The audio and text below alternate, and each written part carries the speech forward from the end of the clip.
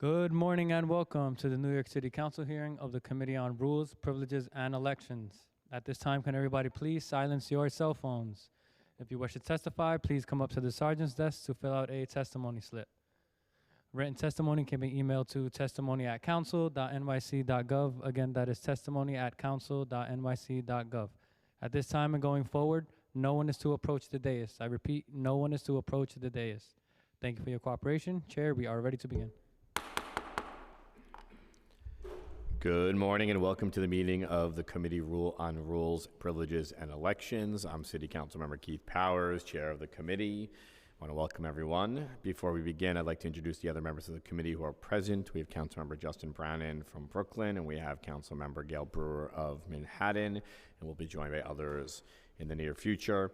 I want to acknowledge the counsel to the committee, Jeff Campagna, and the committee staff to work on the appointments that we will be hearing here today. Director of Investigations, Francesca Della Vecchia, Deputy Director of Investigations, Alicia Vassal, and Chief Ethics Counsel, Pearl Moore. By a letter dated September 20th, 2023, Bronx Borough President Vanessa Gibson requested the advice and consent of the council regarding the appointment of Orland Marin to serve as the member of the City Planning Commission. Also, by letters dated September 27th, 2023, Mayor Eric Adams requested the advice and consent of the council regarding the appointments of John Heisman, Bennett Minko, and Gary Bristol to the New York City Tax Commission, and Lisa Urban to the Environmental Control Board within the Office of Administrative Trials and Hearings.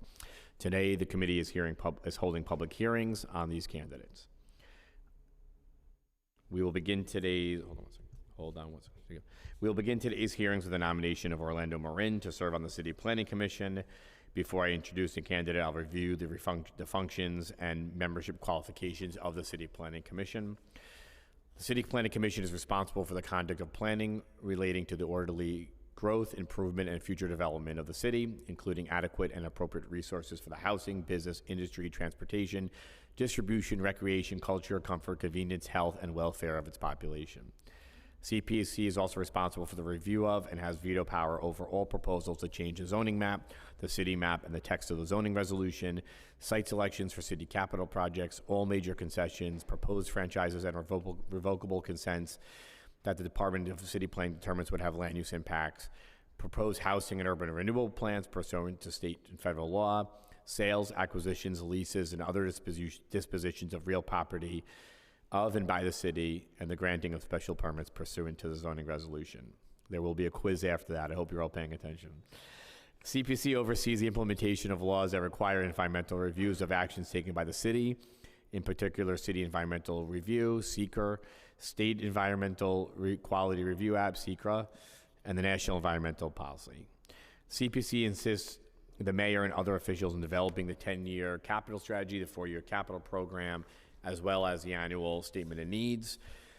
CPC also is responsible for promulgating various rules, establishing the minimum standards for certification of applications subject to the Uniform Land Use Review process, commonly known as ULURP, establishing the minimum standards and procedural requirements for community boards, borough presidents, borough boards, and the commission itself in the exercise of their duties and responsibilities in ULURP, establishing specific time periods for pre-certification review of applications subject to ULURP, establishing the procedures for environmental reviews required by law, including the procedures for the preparation and filing of environmental assessment statements and environmental impact statements, establishing the minimum standards for the form and content of 197A plans, listing major concessions or establishing a procedure for determining whether a concession is defined as a major concession.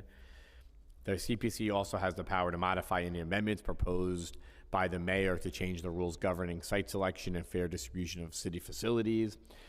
It also has the exclusive power to propose additional categories of land use actions to be reviewed pursuant to ULURP and subject to enactment by the council. City Planning Commission consists of 13 members with the chair and 6 other appointments made by the mayor, 1 by the public advocate and 1 by each borough president. Members are to be chosen for their independence, integrity, and civic commitment. All members except for the chair are subject to the advice and consent of the council. CPC members except for the chair serve at the pleasure of the mayor, except for the chair who serves at the pleasure of the mayor, serve for staggered 5-year terms, which begin the day after expiration of the previous term. For purposes of Chapter 68 of the Charter, CPC members other than the chair shall not be considered regular employees of the city. CPC members are prohibited from holding any other city office while they serve on the CPC. There's no limitation on the number of terms a CPC member may serve. The member designated vice chair receives an annual salary of $73,855. Other members receive an annual salary of $64,224. Today, we're joined by Orlando Marin, nominated by Bronx Borough President Vanessa Gibson for reappointment to the City Planning Commission. Mr. Marin joined the CPC 12 years ago as the appointee of former Bronx Borough President Ruben Diaz Jr., currently holding a term from holding over from a term expired on June 30th, 2020. If appointed, he'll serve the remainder of a 5-year term that expires on June 30th, 2025. Welcome. Thank you for joining us here today. Congratulations on your reappointment, or my condolences, depending on how you look at it. Just kidding. Please raise your right hand to be sworn in.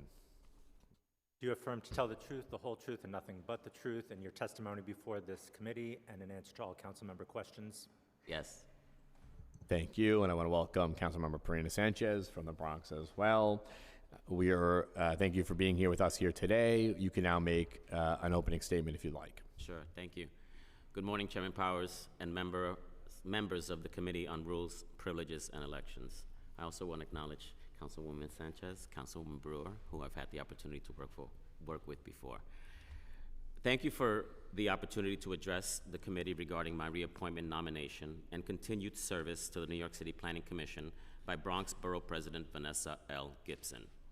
When I first came before the committee in August of 2011, I discussed the blackout during the summer of 1977, the destruction and decimation of various New York City neighborhoods due to the fires and the subsequent razing of neighborhoods block by block throughout the city of New York. This was a very dark time for the city. I discussed how I'm a product of the public school system and NYCHA housing, and that I have lived in the borough of the Bronx all of my life. I emphasized my enthusiastic and optimistic views at a very young age, and how I wondered what would become of me and what my participation and contribution to the city would be in order to realize a more healthy and vibrant city. I also briefly outlined my education, experiences, and career to date. I mentioned my participation as a fellow with the National Urban Fellows Program, my employ with one of the most prestigious architectural firms globally, Perkins & Will, my employ with the New York City Housing Partnership, the leading premier of affordable for-sale housing, my involvement with Bronx Community Board 2, and my involvement securing funding for and developing hundreds of units of affordable housing throughout the 5 boroughs that are the city of New York. I tell these stories to demonstrate my service to the city and my continued desire to be one of its civil servants. I learned early on as an urban fellow that the most important aspect of the program was for me to develop further and become an expert in my field and to give back and represent the underrepresented minorities in all communities. Being on the commission is a privilege, and I greatly enjoy the work that the City Planning Commission performs. From vetting applications staff presents to hearing testimony both in the affirmative and in the negative for projects that will inevitably shape the city for years to come, my decisions are rendered after thorough, thoughtful, extensive review of relevant and pertinent public records and public testimony that ultimately assist me in doing so. Additionally, I express and communicate any issues, questions, or concerns to DCP and CPC staff for elaboration well before any scheduled hearings. Lastly, I am fully prepared to fully participate and ask informed and poignant questions at all hearings and sessions. The primary mission of the members of the City Planning Commission and the Department of City Planning are to fulfill their charter mandated functions in a manner that best serves the people of New York by making land use decisions in a holistic, deliberative fashion, while, to the best of our ability, improving the quality of life for all New Yorkers. I believe deeply that my participation on the Commission, the queries that I have posed, and the decisions that I have rendered have all been with this imperative driving my actions. Moreover, my deep and abiding commitment to serving the city and its development efforts has grown greater as a result of the privilege of serving on the City Planning Commission. Our city is evolving, and it is imperative that during this change, it evolves responsibly, equitably, and in a sustainable manner. I believe that I developed and continue to maintain a considerable level of knowledge and possess the skills in planning matters that would contribute and assist in doing so. I remain a proud civil servant of the City of New York. Today, we are challenged by the effects of global warming, a migrant crisis requiring more housing and social services, congestion pricing, just to mitigate a few of the effects of global warming, costs of production, higher rents are being effectuated, open space ratios, and fair share of all services and amenities, just to name a few of the challenges that I am sure the City Planning Commission will be entertaining as a body. It is for these reasons that I wish to continue my service on the City Planning Commission. The experiences that I have gained and the professional acumen that I have developed, combined with the skill sets and development expertise that I have honed throughout the years, have grounded me and are the basis for my continued desire to serve the city, and which I believe will continue to complement those of currently serving on the commission. I thank you all for your consideration for reappointment to serve the City of New York Planning Commission, and I would love the opportunity to help address these issues by continuing my service on the New York City Planning Commission as appointed by Bronx Borough President Vanessa L. Gibson. Thank you. Thank you. We've also been joined by Councilmember Brooks Powers here as well. Good morning. I want to ask a few questions, and I'll give an opportunity for colleagues to ask questions as well. You've been serving on the City Planning Commission now, I think, for 12 years. Is that correct? Yes, correct. 12 years. And what we hear from colleagues often is about a feeling that the City Planning Commission moves a lot of projects forward and can sometimes serve as a rubber stamp for projects. And you can debate that, or you can counter that if you'd like. And on your application, or your written responses, I should say, you wrote that City Planning Commission and make sure all parties can get to yes on all applications submitted for consideration. So for folks that are here in the City Council who are working through some of these difficult projects, the question sometimes is whether they're serving the public interest and whether they're meeting the needs of the city at a particular time. So I wanted to, the question is, do you believe all applications submitted for review, whether public or private, are in the public interest and deserve to be a yes? I do believe that folks submitting applications have the best intent in terms of their application and what they are proposing for the City of New York. I don't believe that all of them reach that intent, and there have been times where I have been boisterous about it, I have expressed my opinion, and I have voted in the negative because of that. One example will be, for me, congestion pricing, where we're talking about how we are going to charge a fee to go below 60th Street, and yet we still see luxury buildings going up with parking. My response to that is that parking should not be built there, as much as we agree that we should not have parking in transit-rich zones. So I would not say that we are rubber stampers, but I do say that there are varied interests in the applications that are presented, and for the most part, I've seen most applications voted in the affirmative than the negative. Got it. And in the, what do you, understanding that not all parties can get to a yes, and there's going to be reasons that are very valid for folks to be able to feel like they haven't been able to achieve the level of affordability desire, they haven't been able to get changes made to the application that would serve their communities or districts in a reasonable fashion.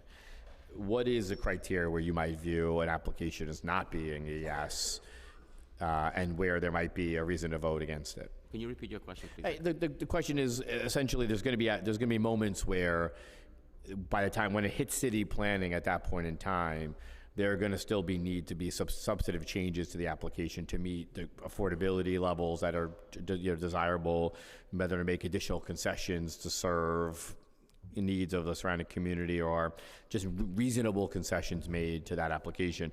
So I guess, understanding that the goal here is, and I don't disagree with the goal, to try to get to a yes to serve needs of the city, what are the moments where you might say this isn't a yes, and this is, in the goal to get to a yes, I can't reasonably support an application? Well, I would opine that I may not support an application and the rest of the body might, and the body then votes the application in the affirmative. We clearly point out those of us that are either against or want to support 30% of AMI versus the 80% of AMI category under the MIH. We clearly make note that while we support the application and we know that changes need to be made, we leave it up to the district council member to do that at council, because you know more for the community and what the community is desiring than we do. And so at times where we would argue, what is that affordable level that doesn't produce those rents, where folks are saying that even though it's affordable, I can't pay that rent. So that is acknowledged, and the application is then, of course, because there's varied interest, it gets voted in the affirmative, and then we support it by saying we hope council can acknowledge and make these changes. Okay. Talking about affordable housing, as you probably know, the MIH program is currently mapped when an upzoning results in an increase of 30% or more in the floor area. In your written answers, you acknowledge that under MIH, affordable units are only built as part of market rate housing developments, and that the majority of affordable units built in those are not affordable to the folks who live in those communities when they're built, which is obviously a problem we'd like to correct for. If MIH is not creating housing that's affordable to the people who live where it's being built, can you talk about what the value is of approving upzonings to facilitate luxury development if it's not meeting the needs of those who live in that area?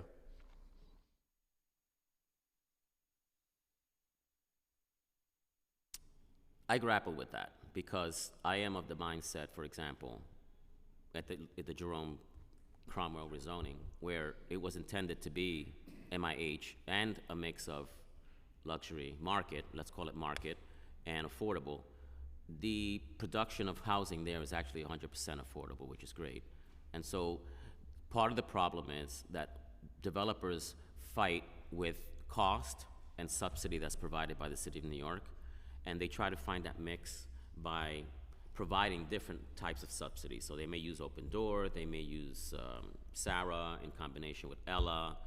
So they try to get to a point where the project is affordable to the community. Do I think that projects that provide luxury housing in communities that show that there's a need for more affordable housing should be approved? No, I think that we should concentrate on two things. One is reevaluating the MIH program and maybe making the percentages higher, because what we're seeing is reverse of what we need. We need more affordable housing than we do luxury. So maybe it's time to reevaluate that program and include more MIH. It's also time to try and see how we can garner some more subsidies, because without those subsidies, it's difficult to build the affordable housing because of the high costs and of the lower rents that you're receiving. The subsidies in between are meant to make up the difference, and sometimes they don't meet.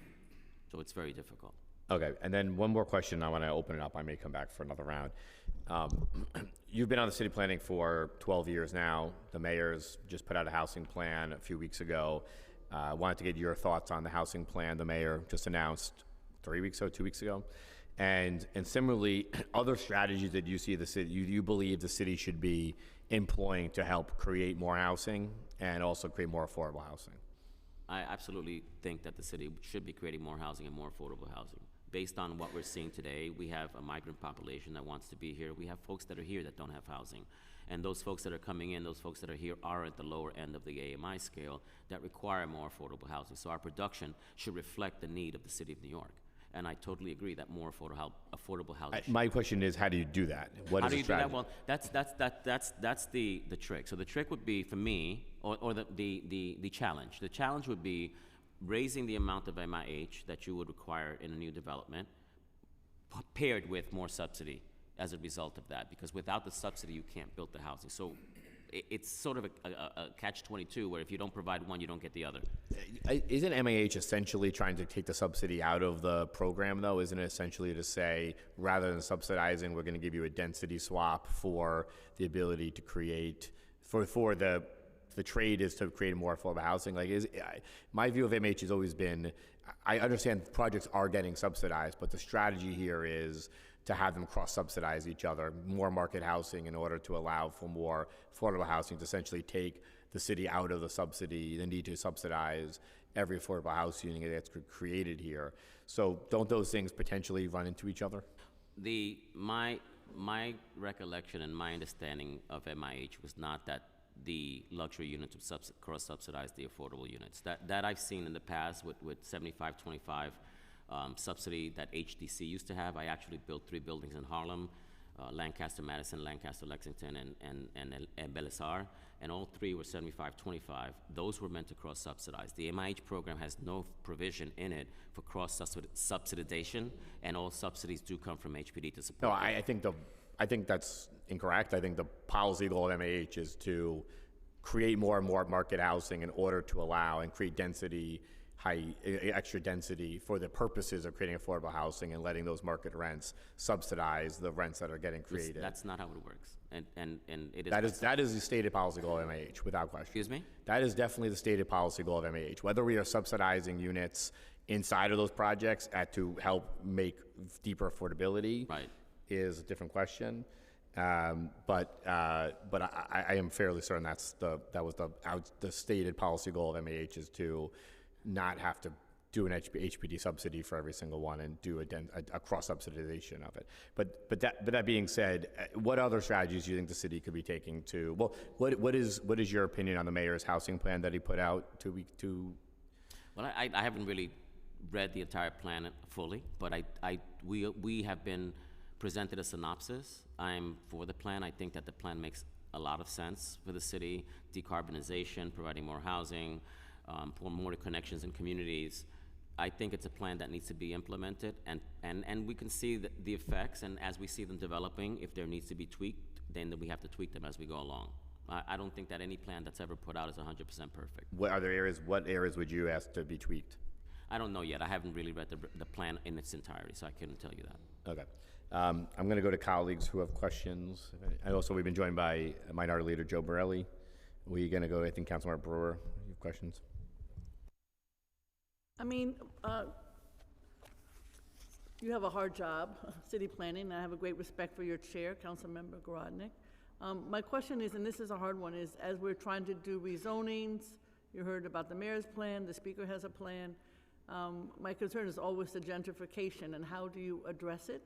And obviously, coming from Manhattan, we've seen our more than fair share. I think we've lost on the Upper West Side more stabilized units than any other community in the entire city. And without stabilization, thank God for the Supreme Court saying no to that case. That's a big deal today. But generally lost a lot of affordable housing.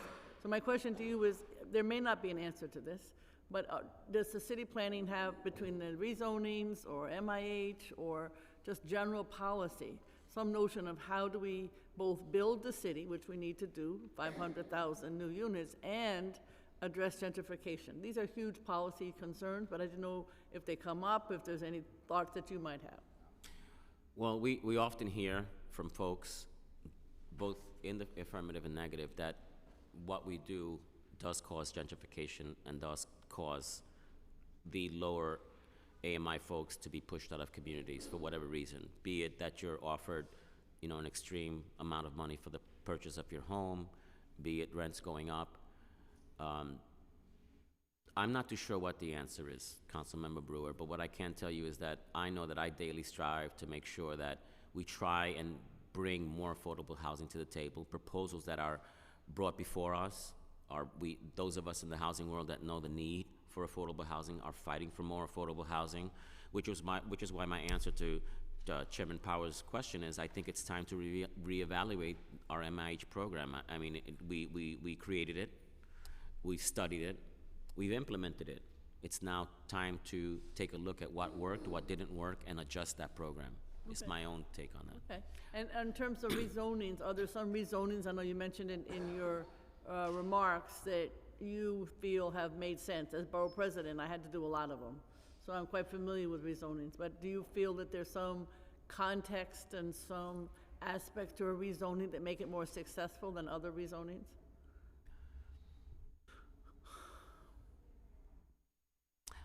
I would say that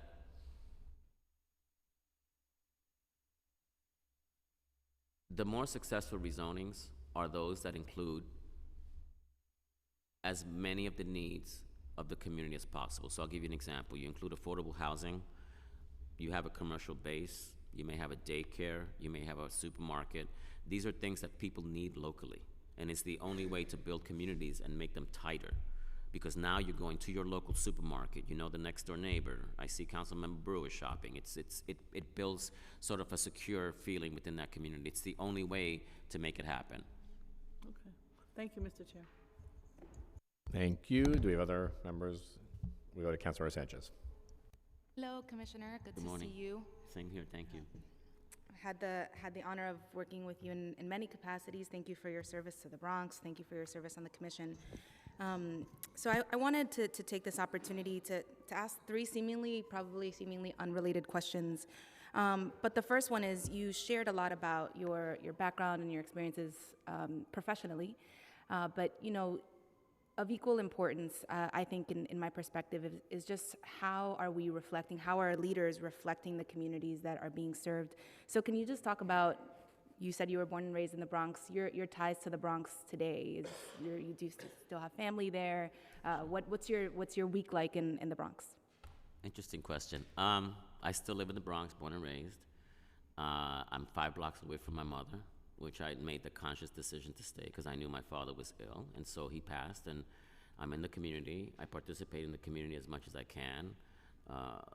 I'm, for lack of a better word, the block mayor, if you will, because everybody comes to me when there's an issue, and, you know, you're the commissioner, call city planning. You're the commissioner, call this one, you know this one. And so, and it's for me, it's really gratifying because you're helping people, and they feel they have someone they can depend on when the time of need. I frequent parks. I love the botanical garden. I'm there all the time. Can't say I'm at the zoo too much because I don't have any kids, but the garden is beautiful.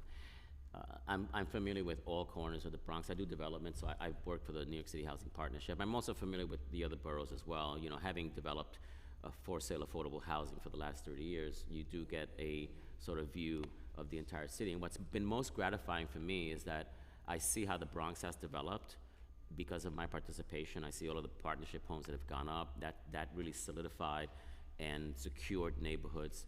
We felt that fee simple. You feel you own a piece of the land, you take more interest, and now it's time to, you know, continue the mission. I spend all my time in the Bronx, so 99% of my time, so I'm not too sure, you know, what else I can say other than I love the Bronx. I tell people I eat, breathe, and sleep the Bronx, which is what I do. It's a great answer. It's a great answer in my book. Thank you, Commissioner. You have to, if I may, you have to have that personal touch. You have to be able to effectuate the life of an individual on a personal level, whether or not I agree with you. And I think that that's what some folks are missing. We just have to understand each other and walk away. And like I tell my staff, we have to get to yes. You have to give a little bit, I have to give a little bit. We're not going to get everything we want, but at the end of the day, has the mission accomplished, and is it for the people of New York that we're doing this? Absolutely. Thank you. You're very welcome. So my second question is regarding conflicts of interest. I know that they've been dealt with in the past, your employment with Habitat for Humanity. With regard to your property management company, where are the properties that are being managed? You mean my personal property management company? I'm just managing my own property. So I have 2 homes, 2 co-ops, and my mother's property, and a property upstate. So that's 6 properties that I manage. Okay. So I'm not managing property for others. I make that decision once I joined Habitat. So I let go of all the contracts that I had. Okay. Thank you. That's helpful. And then finally, going back to Chair Powers' questions around the housing proposals that have been put out by the mayor, the sort of existential questions that are before us at this time in New York City. Regarding the City of Yes proposals that will be coming to the commission, will be coming to all of us in due time, is unlocking production of housing sufficient to meet the need for affordable housing in the City of New York? How do you consider the framework that is being provided by the mayor?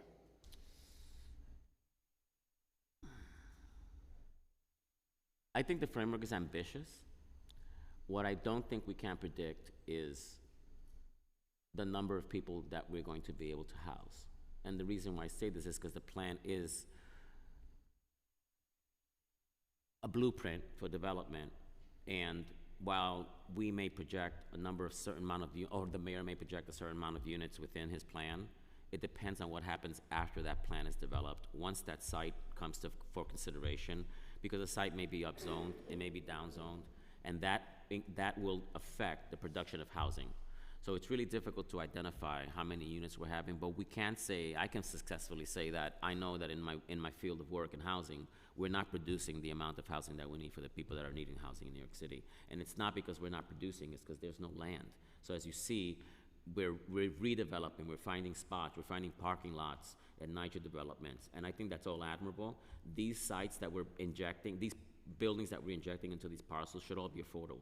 There should not be a luxury component because the need is affordable housing. It is city land or state land, depending on how you look at it, because NYCHA's may be still state land. But those properties should be built as affordable and not include a luxury component in my mind's eye. Yeah.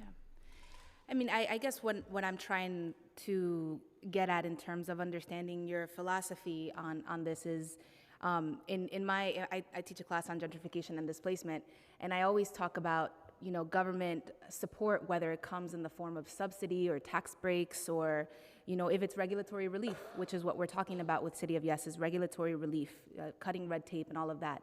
Any version of government support for private action needs to come with strings attached. It's like dating, right?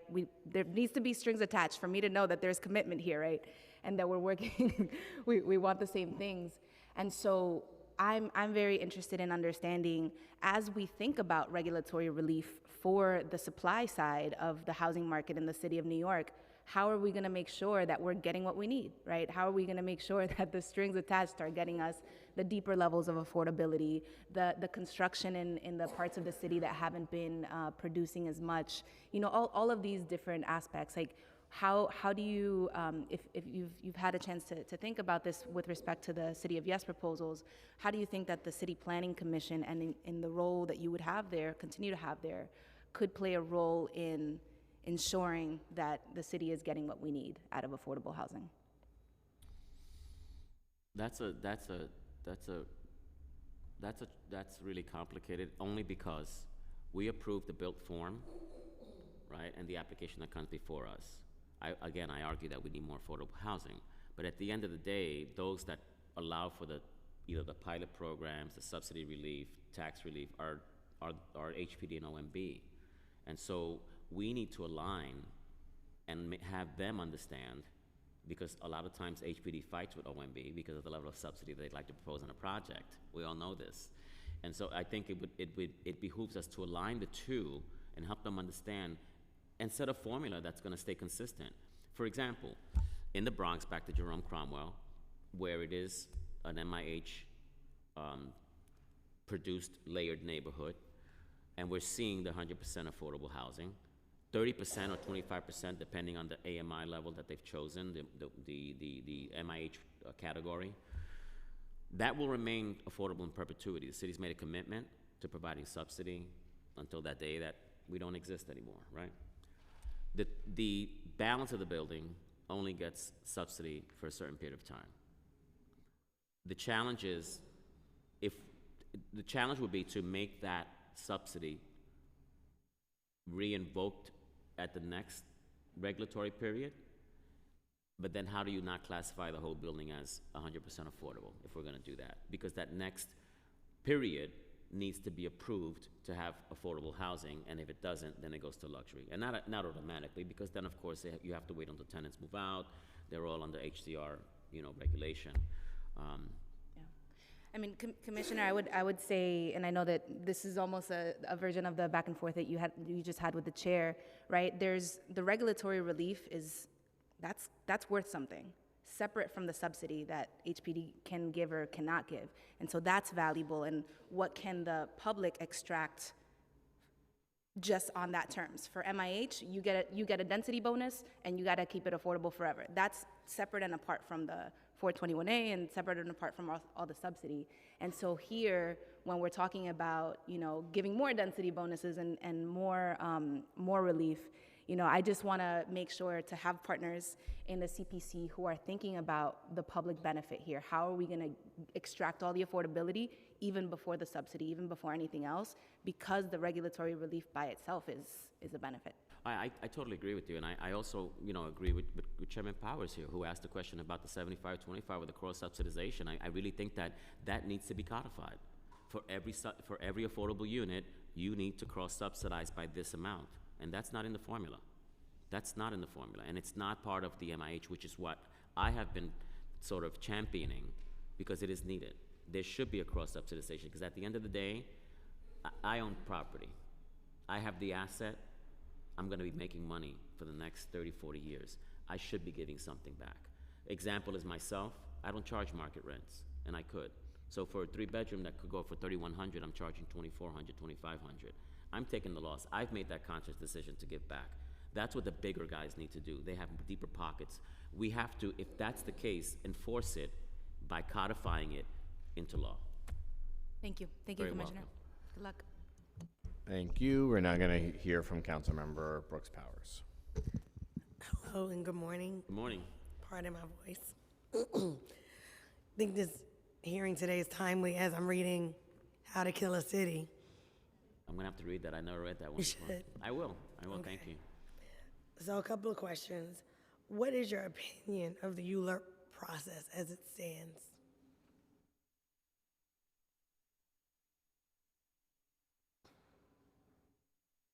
I think the process is intended to do what it's supposed to do.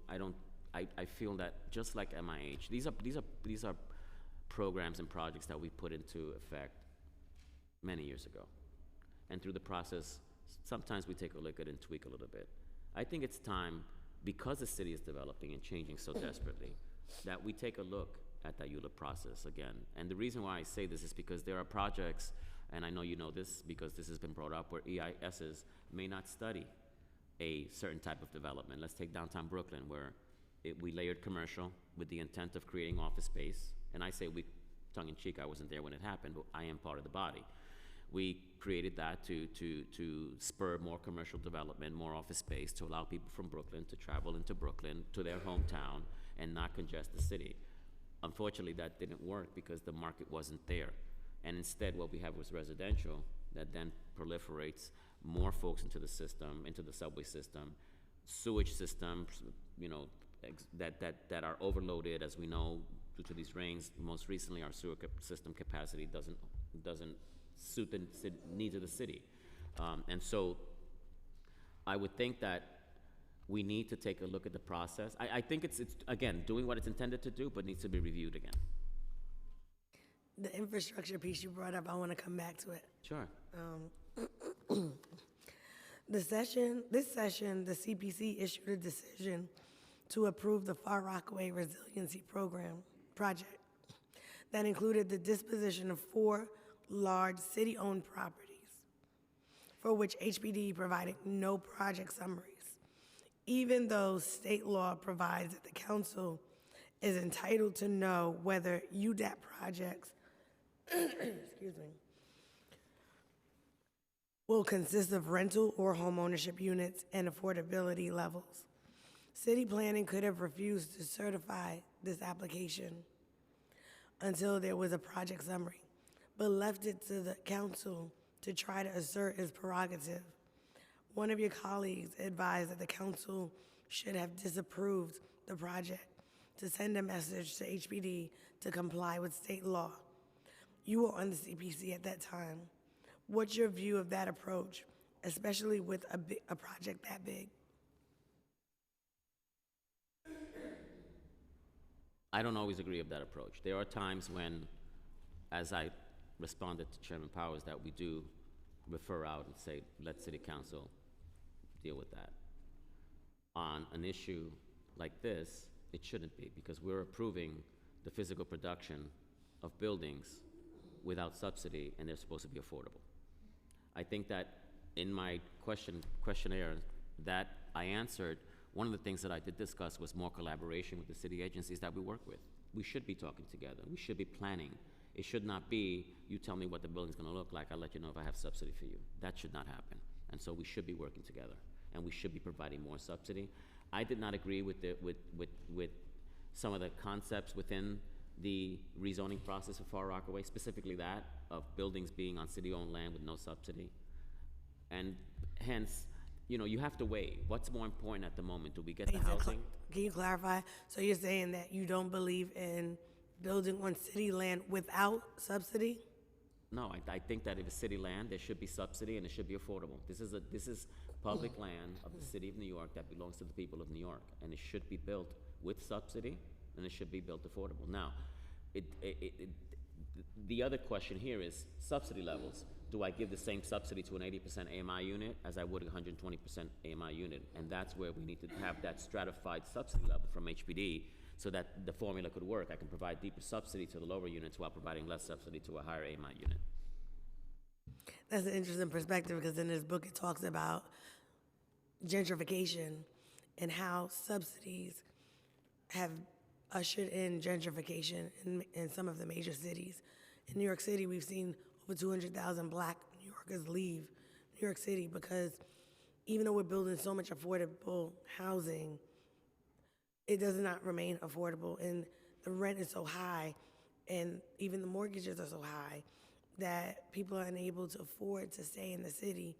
And then, you have a few developers that do affordable housing, right? So it's its own market that's happening, that's getting these tax incentives. How do you think CPC can help to level that playing field in the sense that if you are getting subsidies, how are we keeping it affordable? How are we holding them accountable beyond the approval? That's an interesting question because our authority does not, our purview is not to consider subsidy. However, those of us in housing understand that you have to consider the subsidy when the project's being presented. And so, depending on the project and the need, I may vote a project down if it's on city land that doesn't have subsidy. But with the Far Rockaway planning, even though the subsidy wasn't there, the need was to spur development. And so the thought was that, at least my thought process was, if I approve the application, even though I feel I should turn it down, then I'm not doing the city justice because then I'm not going to have any housing production. To that point, you formerly worked for the Bluestone organization, which is a part of a consortium with Arvin East in my district. Were you a part of the CPC at that time? Say that again? When I worked at Bluestone? Bluestone organization, they're part of a consortium for a major construction project happening, affordable housing in my district right now. No, Arvin you're East. talking about Arvin East. Arvin East. Arvin East was on the books. It was the RFP was let and awarded to Bluestone Triangle L&M. Were you still working with Bluestone at the time? I was working with Bluestone at the time. Were you on the CPC? No, not when they awarded. I joined the commission in 2011. That was awarded before I got there. I'd say 2007, 2006. No. I believe it was awarded by my predecessor who came in 2013. So then if it wasn't 20, I don't remember voting on Arvin East. I will not lie. I don't remember voting on Arvin East for two reasons. One is if I did work for the Bluestone organization, then I recused myself. So I didn't vote and I didn't hear the testimony. So it may have been at that time that I was working with them and I did not vote on the project. I cannot vote on the project. Or be subject to conversation with anything on the project. You mentioned in your pre-hearing questions, what is the most troubling area of concern of the CPC and how would you address it? Your response was, I cannot say. Excuse me. Your response was, I cannot say as I do not have a troubling area of concern at this time. I don't have a troubling area of concern with the body and what we do. I do have troubling concerns with some of the actions that we've taken, as I've mentioned, like MIH. So in terms of the body, in terms of what we do, I don't have an issue. In terms of some of the work that we've put out, I mean, again, my one vote or two votes of no do not get trumped with 11 others voting yes, unfortunately. But those of us that are against proposals are boisterous and we do make our point come across. I will acknowledge, I've noticed that you voted against a few, which is good. That shows you that you're independent thinking. And I think in those votes, I was the only dissenting vote in those, and it was congestion pricing, and there was Madison Square Garden. I was the only dissenting vote on those two. And there have been others like NYU, where I've made my point, and I've said, while my one vote will not count, I am going to make my point by saying I am voting this down because that's exactly how I feel it should be. And as I end with my questions, I'm interested in understanding your viewpoint in terms of when, and I know you mentioned earlier to my colleague, when a developer comes to you and wants to rezone, the expectation is they have the best intention. If it doesn't align with what the local member's vision is, how do you align with that? You don't. You state your position. So there have been many times where, again, you get the briefing package, you note that the council member in the community has a position, you make that statement known, and if you feel, like in Rockaway, that you needed to move the needle, I personally would vote yes. If I feel that this is not going to Y'all change. move the needle too much in Rockaway, for the record. Okay, gotcha. And so if I feel it's not going to move the needle, then I will vote no and state my opinion as to why. And if I have to cite what's in the record, I cite what the community is pointing out. I cite what the borough president is pointing out, not just my own borough. I cite what the council members pointing out, the concerns, the level of AMI that may be required. And I say that because while in my district we've been blessed to have a good amount of housing in a time when we have a housing crisis, the challenge is there are other elements that haven't been factored in. And so there's been an overdevelopment of, for example, the Rockaway Peninsula that's geographically isolated. There is no trauma hospital on that peninsula. When there's emergencies, we are stranded on the peninsula. In December, Winter Storm Elliott, every way off that peninsula was shut down. If an emergency happened, you had a trauma incident were to happen, you have nowhere to go. That's alarming. When you think about the infrastructure, going back to what you said, this past week we had a weather event that's happening more frequently. In Rosedale and Springfield Gardens, homeowners were flooded their whole basement where people live right now. And as we're building, I think it's important for CPC to take into more account the infrastructure and also what the other assets are to see if it makes sense. We can't build housing in a silo, and that's important. So I ask that if you are reappointed, which I expect that you will be, you've been on there for a long time, that you are taking these things into account. While a developer, there are developers that do have really good intentions. I'm not going to speak for all of them.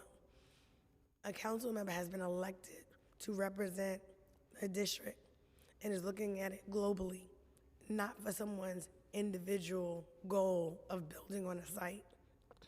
So when CPC looks at these developments, it's important to take that into account. Affordable home ownership. We need more affordable home ownership. We need to lock people in to be able to stay in New York City.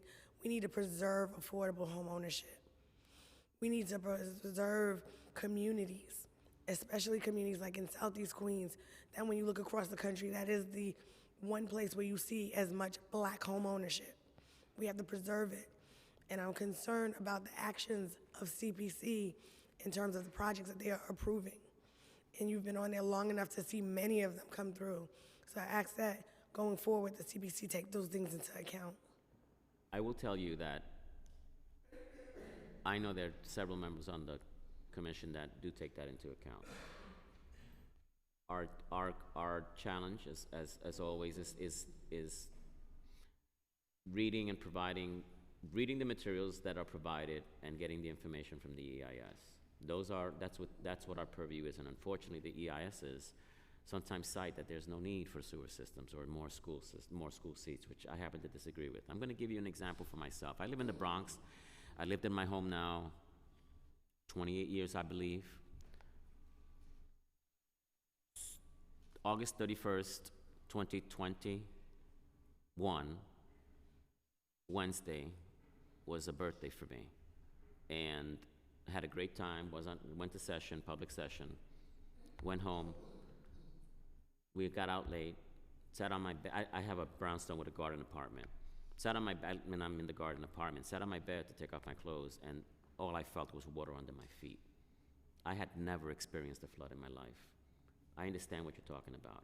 And what happens is that we keep saying that the sewer system is of the right capacity, for example, to pick on one of the infrastructure items. And we know that our sewer system was designed for 1.5 inches an hour. That's not what we're getting these days.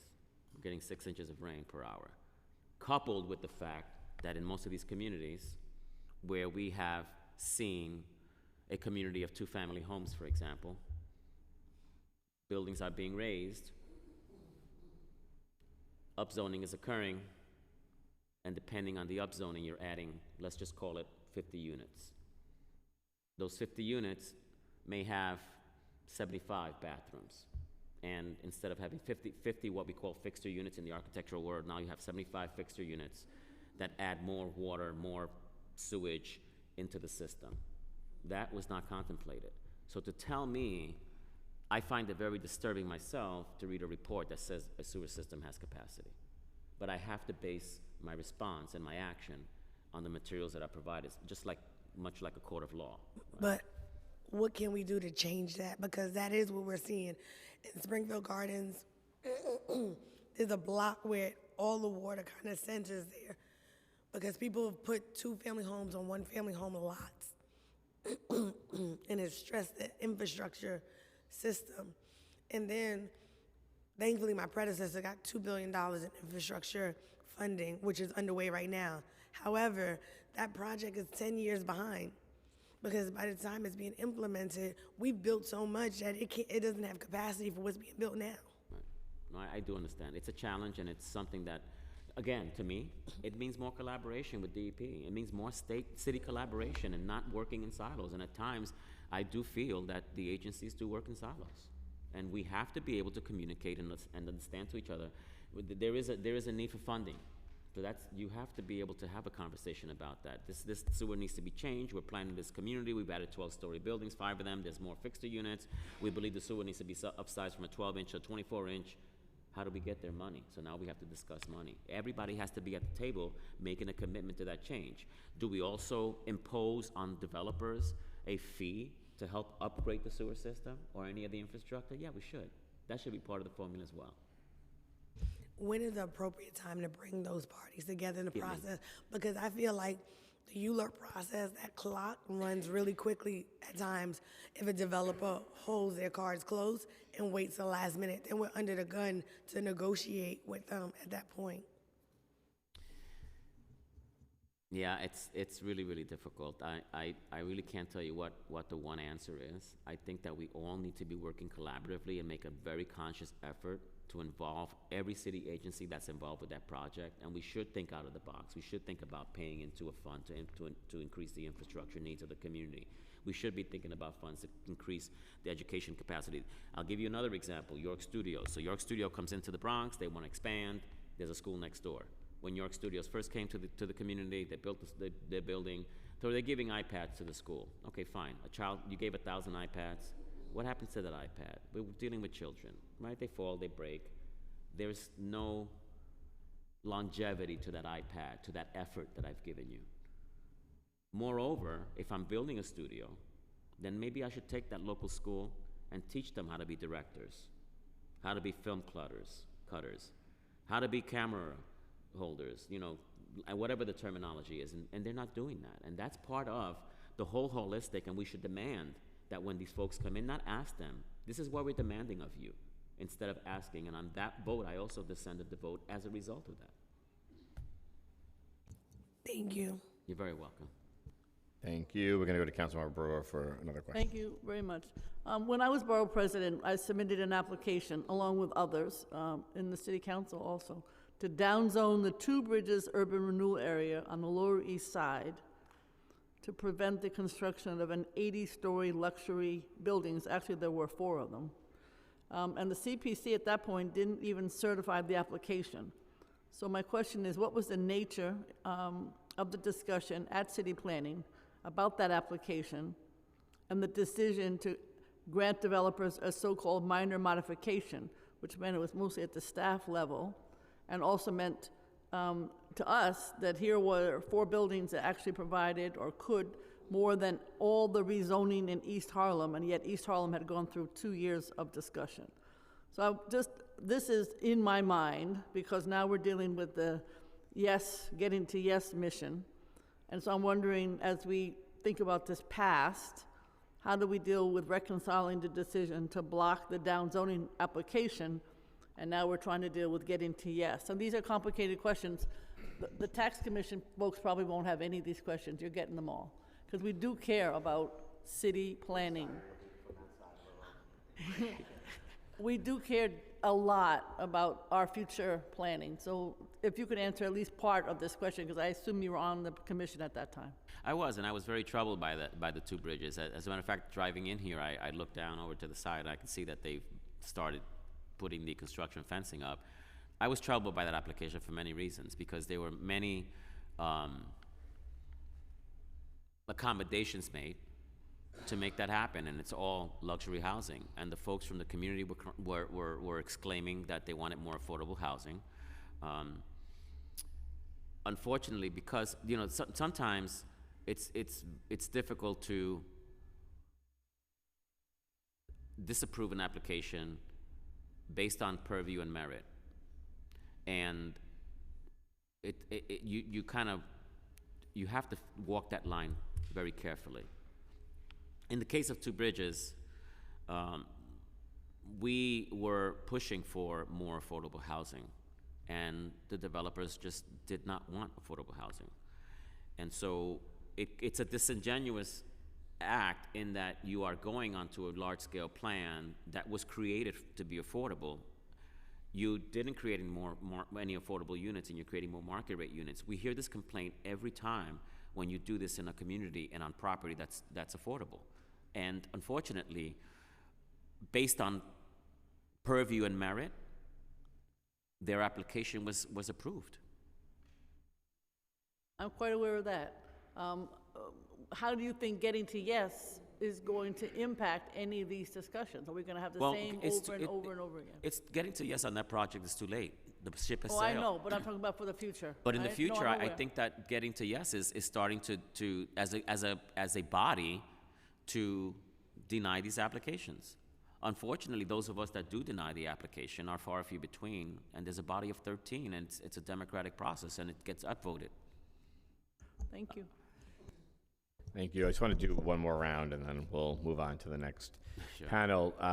In the written answer submitted before the hearing, you acknowledge that Long Island City and downtown Brooklyn, both intended to be office space for new business, resulted in unintended development of a massive amount of luxury housing without any provisions for mitigation related to impacts on the neighborhoods and the city's infrastructure and schools, which have been discussed in those areas frequently. Can you talk about a little bit of two things? One is how do we moving forward prevent that from happening again? And second is when the public is looking at the environmental review of these rezonings or these areas and looking forward as when we're looking at other rezonings as well, how does the public have trust when there's kind of a failure to address those potentials inside of the environmental review, including when you do like the worst case development scenario and look at alternative development scenarios, when you have areas that, and look, we're in a world where we want to build housing, and now we're in a shifting landscape around office buildings, but before that, what are the ways to avoid that scenario from happening again? I always grapple with this, and I found this very confusing myself very early on. We classify buildings of 6 units or more as commercial. And so when you designate a certain commercial district, it allows for residential. As you can see from Long Island City in Brooklyn, the unintended consequences was housing, even though we need more housing now. The EIS did study worst case scenario, but it doesn't study the effects of that worst case scenario. It can tell you that housing can be built and an X number of units can be built. It doesn't go into the infrastructure, the school system, all that. So one thing is that in the comparison reports, we should include in that worst case scenario what those effects are to this infrastructure, as Councilmember Powers also questioned: sewers, schools, hospitals, parks, open space, fair share. Those all should be considered. In the cases of Brooklyn and Long Island City, where the body had already approved the rezoning to commercial, and we saw and we acknowledged and we stated on many occasions on the dais this was not the intended built form that we were looking for, we should course correct and either remove the residential from the commercial designation or change the commercial designation to not allow for residential. I would agree that we may have been here at this point now looking to rezone back to residential due to what's going on, but it would have given us the opportunity then to inject more affordable housing than we are seeing produced right now, currently. The city, I was with the chair of the City Planning Commission and the mayor a few weeks ago announcing in my district of Midtown South opportunity to do a rezoning and also looking at office conversions and changing the rules around that. Do you have, we recognize and understand that the office conversion to residential is an opportunity, it's not a golden ticket, and that, providing some relief on those rules might open up opportunities. Are there other places where you see opportunity with some regulatory relief, some even simple regulatory relief might open up a possibility for more housing, or even in the commercial space might offer better opportunity to convert over to housing?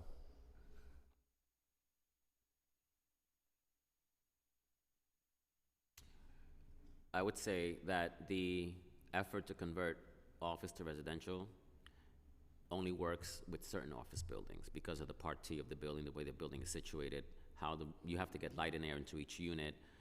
A lot of plans that I've seen have created more studios than family-sized units. We're looking for more family-sized units.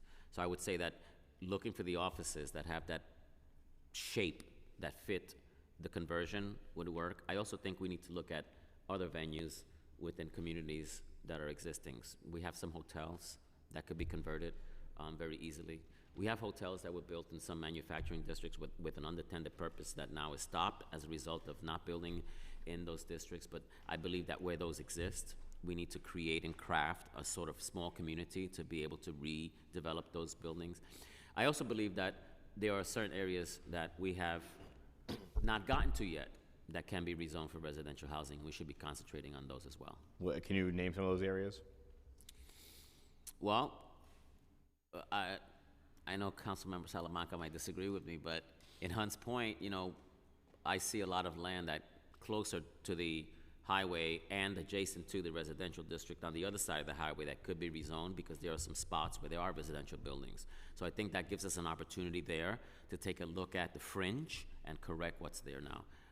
I would have to study other communities and other neighborhoods, but that's one that I've been specifically looking at because I live right across the street, basically.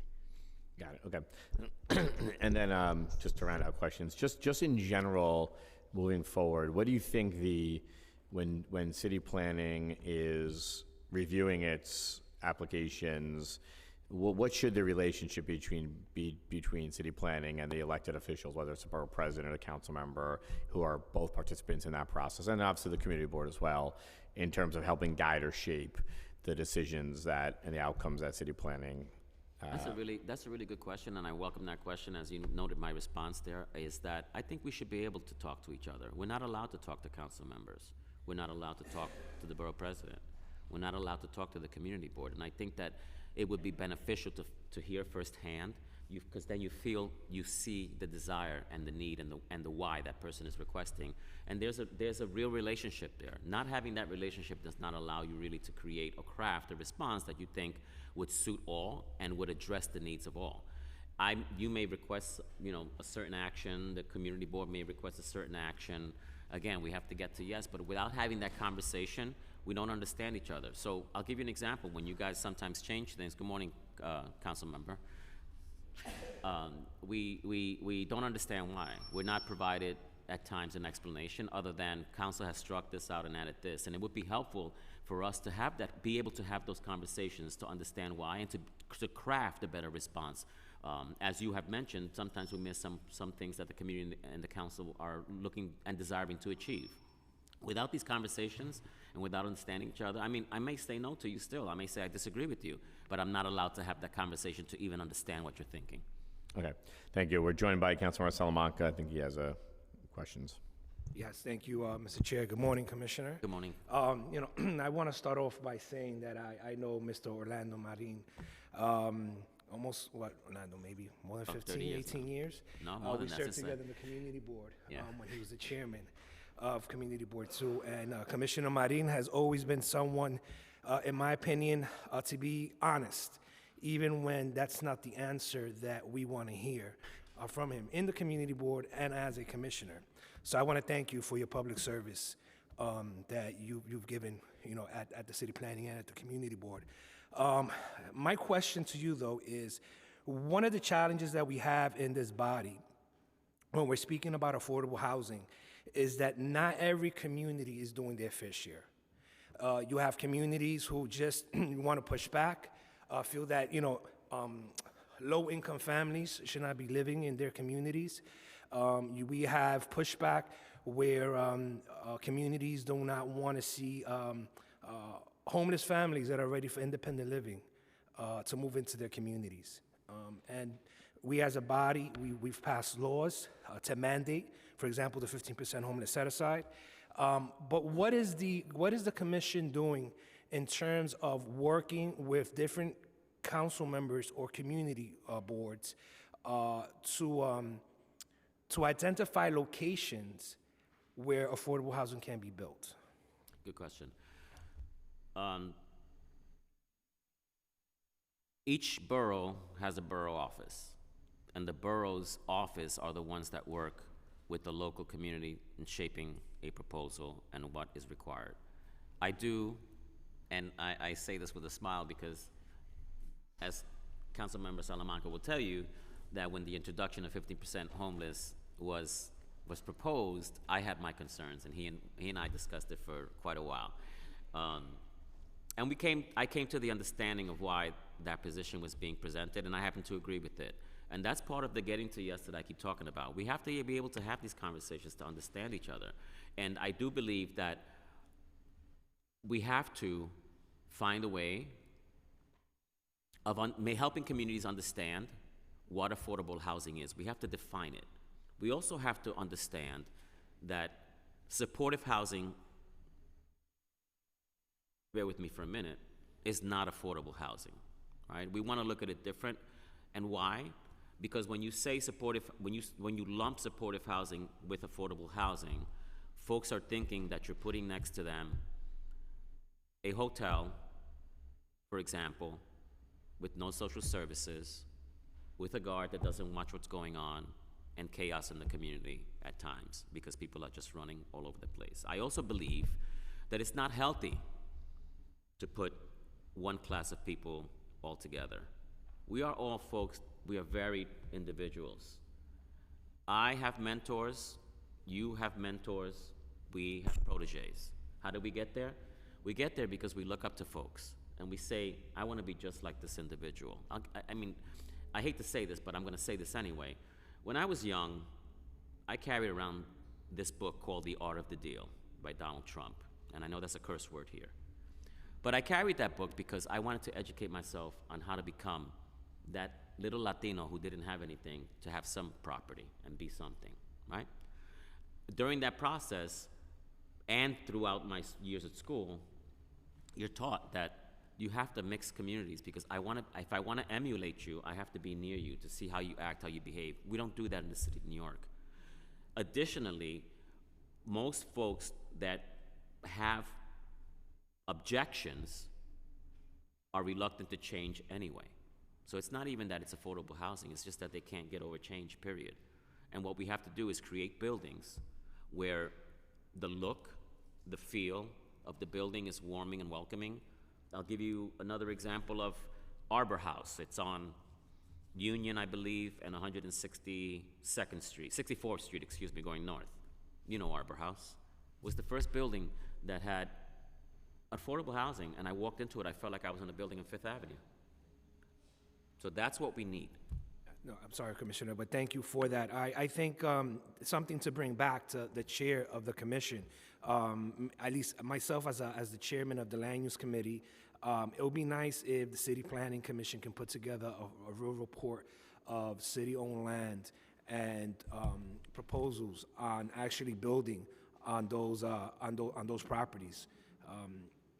And then finally, my final question. I'm a former district manager for Community Board 2, and I know that you are a former chair. one of the most frustrating things as a district as a district manager, and I see my friend Tom Lucania back there, is when community boards give recommendations to the city planning. At times, we felt as a community board that even though it's advisory, it's really advisory. It's as if, thank you for your recommendations, you push it to the side, and there's an agenda that the administration has set forward, and we felt as a community board that our voices were unheard, even though we would submit our recommendations to the City Planning Commission. How can that culture change, or has that culture changed at the City Planning Commission? The culture hasn't changed, and I will tell you that having come from a community board, I don't like to hear that. I do hear it all the time. It's advisory. Well, they're advising you because they're in the community and they know what the community needs. They're out there talking to folks every day. You're not in Rockaway, and you're not in the Bronx, right? And though we sit on this body together and we share information, you have to experience it. This is why my question to Chairman Powers stands. I mean, I think we really need to be allowed to have these conversations with the community board. We should be allowed to have conversations with the council member, with folks, with the stakeholders in that community that would help us to better understand what is it that you are requesting, why it's being requested, to be able to help vote in the affirmative. And what I see is, you're absolutely right, it's advisory. All right. Thank you, Commissioner. Thank you, Mr. Chair, for allowing me to ask my question. Mr. Chair, I just want to say that Ward's Island, I have a resolution, should be affordable housing.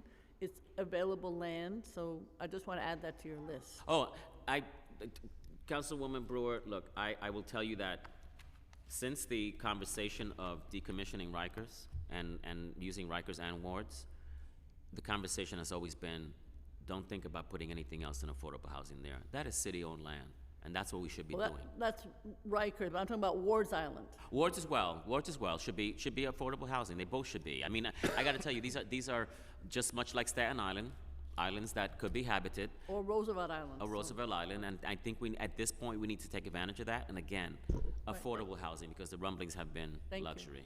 Okay, I'm just going to go to Councilmember Brooks Powers for one last question, and then we're going to move on to the tax question. One last question, because of your last statement. Can you clarify, when you say affordable housing, do you mean affordable housing in terms of rentals solely, or rentals and homeownership? Rentals and homeownership. I work for Habitat for Humanity in New York City and Westchester County, and all we produce is affordable rental homeownership at 80% of area median income or lower, and our average area median income for sales has been 64% of area median income. Close to 50% of the city, that's like $45,000 a year. Thank you. You're very welcome. Thank you. You're excused. Thanks. Thank you, sir. And body, thank you so much. Our next hearing is on the 3 appointments to the Tax Commission. You folks are welcome to join us up here. Tax Commission is charged with the duty of reviewing and correcting all assessments of real property within the City of New York that are set by the New York Department of Finance. Any commissioner shall exercise such other powers and duties as a president of the commission from time to time may assign. Commission has a president and 6 commissioners, all who have at least 3 years of experience in the field of real estate or real estate law. The president receives an annual salary of $221,151. Commissioners receive an annual salary of $25,677. Today we're joined by Bennett Minko, John Heisman, and Gary Bristol, who all have been nominated by the mayor for appointment to the Tax Commission. If appointed, each will serve the remainder of an unexpired term, serving unexpired term expiring on January 6, 2024. I want to thank you all for joining us here today. You can all grab a seat at the dais.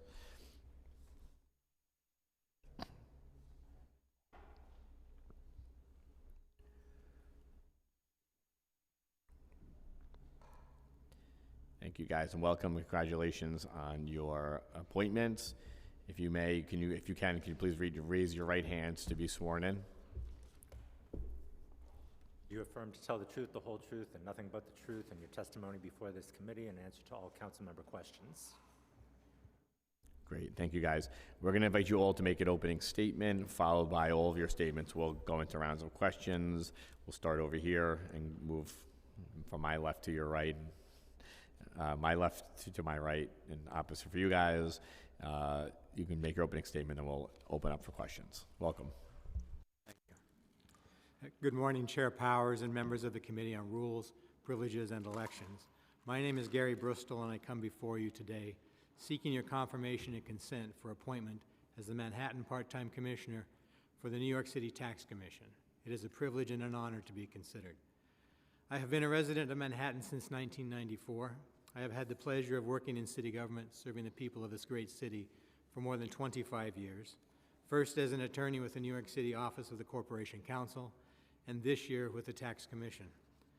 I started in Corporation Counsel's Family Court Division for 2 years, and then transferred to the Tax and Bankruptcy Litigation Division, where I represented the Tax Commission and the New York City Department of Finance before Federal Bankruptcy Court and State Court at the trial and appellate levels.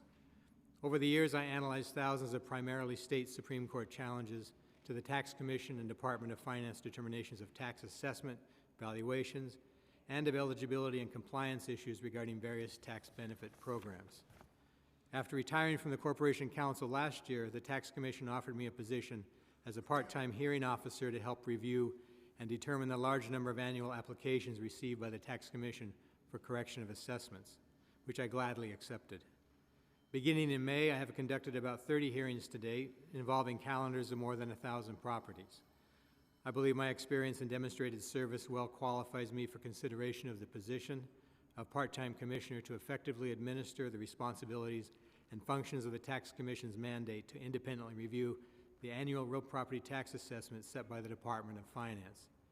I hope to support the continued and considerable efforts expended by the current president and staff to be fair, efficient, and transparent within the constraints of the law, especially as to unrepresented taxpayers. Finally, although my family reminds me that, unlike them, I'm not a native New Yorker, I do deeply appreciate this city and all it has given me over 30 years. My daughter is a proud graduate of the New York City public school system, and having been both a homeowner and renter, I appreciate the responsibilities, liabilities, and assessments associated with each form of residence. I wish to continue working in the public sector and believe my experience well qualifies me to administer the duties of the Tax Commission in a way that is as fair, transparent, and efficient as possible, which is what the citizens of this city should expect and nothing less than what they deserve. Thank you again for your time and consideration, both this morning and in reviewing my application, and I'm happy to answer any questions you may have.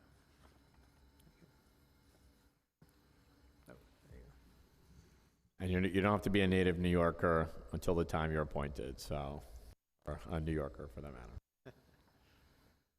All right, good morning, Chairman Powers and members of the New York City Rules Committee. My name is John Heisman, and I am pleased to be here today and have the opportunity to discuss with you the position of part-time commissioner for the New York City Tax Commission. My New York City career started here at the Tax Commission in June of 1984 as an office associate. I then took the prerequisite civil service test for assistant city assessor and then assessor. When I left the Tax Commission in 1999, I was director of the appraisal unit, supervising 9 city assessors and 6 part-time commissioners, of which I am now applying to become.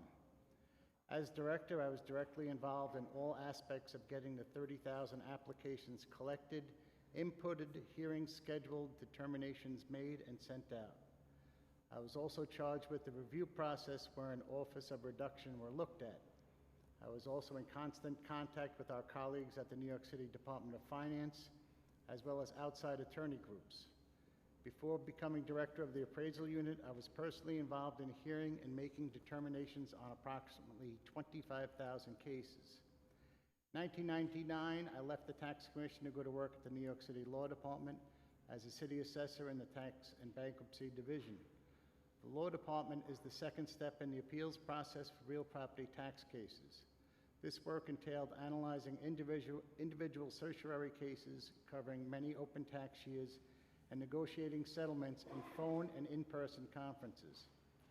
Asking for and analyzing discovery information was paramount in working these cases up. Over 99% of our cases were settled either by making a proposal of reduction or by the petitioner withdrawing their case. We also contacted the New York City Department of Finance when warranted to get specific details, or in some cases, giving them certain details. This work also entailed updating and responding to weekly court calendar cases. When requested, I also consulted with division members on individual cases and procedures. After retiring in August 2021, President Henn approached me about working as a part-time employee to handle 40 calendars of cases.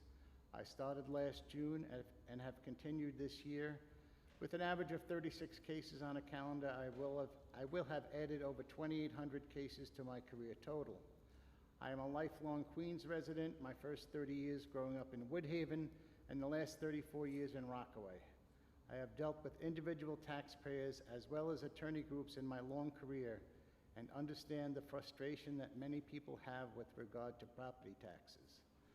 I believe that explaining to somebody how the system works, even when you don't give them a reduction, goes a long way towards better understanding of this very complex system. I look forward to any questions you might have.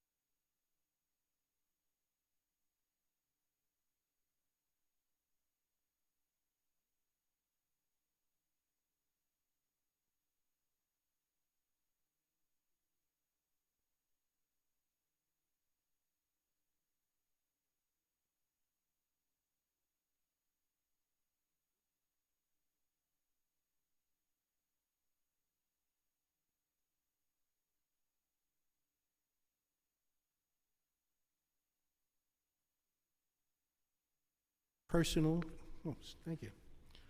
exemptions. Prior to starting this business, I was employed by the New York City Department of Finance for 35 years, involved in all facets of the real property tax process from a variety of positions. As a district tax assessor, I was directly responsible for valuing all types of real property for the purpose of determining its property tax.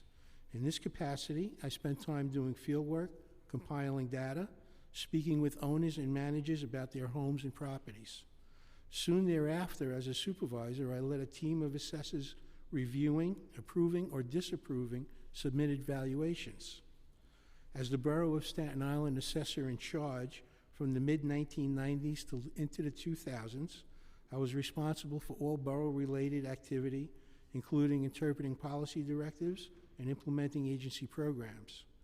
I reduced backlogs by eliminating duplications and worked closely with DOF programmers to automate many processes. I directed complete citywide redevelopment and design of tax map apportionment entries and billing. As the assessor in charge, I was DOF's Department of Finance liaison with civics groups, professional organizations, and outreach programs in the borough. In the mid-2000s, I was named a team leader located in the Manhattan office. I led a team of assessors in discovering, identifying, valuing, and adding all new construction to the city's tax roll. This also extended to physical alteration changes of income-producing properties and of smaller 1, 2, 3-family homes. During this period, I created tracking systems for all new building permits, alterations, tax lot apportionments, reducing a paper burden which allowed for much greater efficiency and increased production. From 2011 until my retirement in 2018, I served as an administrative assessor, working as a deputy director of field operations. In this capacity, my citywide responsibilities meant overseeing each of the 5 borough managers and all of the field assessors, ensuring accurate data collection and evaluation. During this period, I was often called upon to interface with many different community groups, professional organizations, and outreach programs throughout the city. I also created, implemented, and taught a training program for all new assistant assessor hires. I was born and raised in Brooklyn, attended public institutions, graduated Brooklyn Technical High School, and spent a brief semester attending Brooklyn College, and currently I've been living in Staten Island for 40 years. After the birth of my 2 children, I went back to school, attending the College of Staten Island at night for several years before graduating with a business degree. The majority of my working career has been devoted to serving New York City and working in the property tax system. There are always new challenges, experiences, and opportunities that present themselves in this field. Having an opportunity to serve as a New York City Tax Commission Commissioner will allow me to continue working with both property owners and collaborate with colleagues.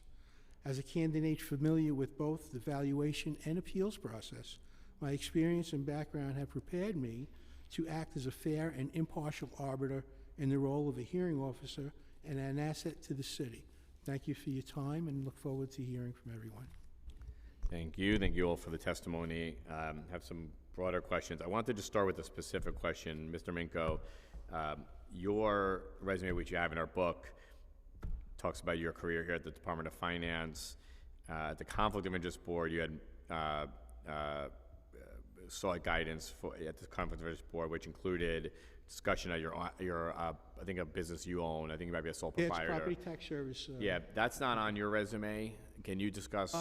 Yes, it's something that actually I started, I won't say by accident, but folks that knew what I did for a living as a property tax assessor started asking if I could help them with their property tax issues. And in doing so, I started a company during COVID. Small, it's just me, myself, out of my basement. It's not anything large, but I began helping property owners by filing appeals for them with the tax commission. As part of the investigation into this position, I spoke with the Conflict of Interest boards about that, and we mutually agreed that I would cease operating that business for the obvious conflict that would occur. And so it was a venture that has now lasted maybe 2, maybe 3 years, and is going to stop should this begin. Okay, appreciate that. Thank you. The city's property tax system is remarkably complex, and I don't believe I need to tell the 3 people sitting here that's the case, but it is overwhelming for a lot of property owners, and certainly for small property owners here. I think many of them find it very difficult in understanding their assessment and their tax bill. Are there any ways that you 3, and we can take this in order, any ways of improving the public's understanding of the property tax system and the process pertaining to property taxes? Let's start over here. Having worked with finance, I know that the Department of Finance sends a rather detailed... Can you speak a little bit clearer into the microphone? I know that the Department of Finance always sends a rather detailed notice of valuation at the release of the new tax roll in mid-January. Following that release of a notice of property value, the Tax Commission has conducted outreach sections, which I found to be very helpful, having attended many of them. City council members have also conducted their own outreach sessions at this time of year, January, February, March, and also to assist property owners on having them further understand the property tax system and what they can do to appeal a tax assessment. Yeah, I mean, when I was with the Tax Commission the first time, we did a lot of outreach, and an educated taxpayer is our best customer, because, like I said, an educated taxpayer is our best customer, because if you can explain the process to people, they might understand a little more. And as Ben said, the Department of Finance's notice of property value with regards to of the 1.1 million properties in the city of New York, over 700,000 are Class 1s. And I think that's where a lot of people are confused, because the Department of Finance puts a market value on each of these homes, but what people didn't understand, which they now, Department of Finance puts in the notice of property value, is that the effective market value, what the number is that you're actually paying taxes on. So I think outreach is definitely the way to go. I've been involved in many of them, and we also have, we had things where the people would come in and actually fill out the applications. You would help them fill out the applications to make sure, and so they would understand a little better. And just to add briefly to what's been said already, I think when you talk individually to taxpayers, if you can get them to understand the process, the Tax Commission's been around since 1857, and there are rules in place for a reason. And if you can explain to them why those rules are there, they may not like the result, but they do understand that there is a process. And if I could wave a wand, I would like to have everybody know that the Tax Commission is a separate review of what the Department of Finance has done. It's a chance for them to come forward and make their case. Also, I think it helps them to understand that valuation has many different variations. So valuation for tax purposes is not the same as valuation what they think their property is worth. And if they sometimes come in and get hooked up on, well, my neighbor pays less. Why is that? Their place is nicer than mine. But if you walk them through some of the exemptions that by law are required to be there, abatements, caps on yearly increases, I think they understand pretty quickly about why the system is in place, how it works. And I've found that they also tell others about it. And then sometimes they get back to me with their own questions. So as Mr. Heisman said, the better educated the taxpayer, the better it is for us. Got it. You guys, you've all seen the very complicated nature of this in practice and the different, as you know, the different properties that have different values or assessed values. But again, like for the public, that is, as you're noting, they're looking at their neighbors and wondering how they're paying a different amount. We have talked a lot about the need to untangle the system. Supremely complicated here. The city obviously has limited role in that system relative to the state, but has some powers to it. Are there changes in your history of dealing with the system, all three of you? Are there changes that you see and would recommend to make to this, for the property tax system, and particularly in practice here in the city?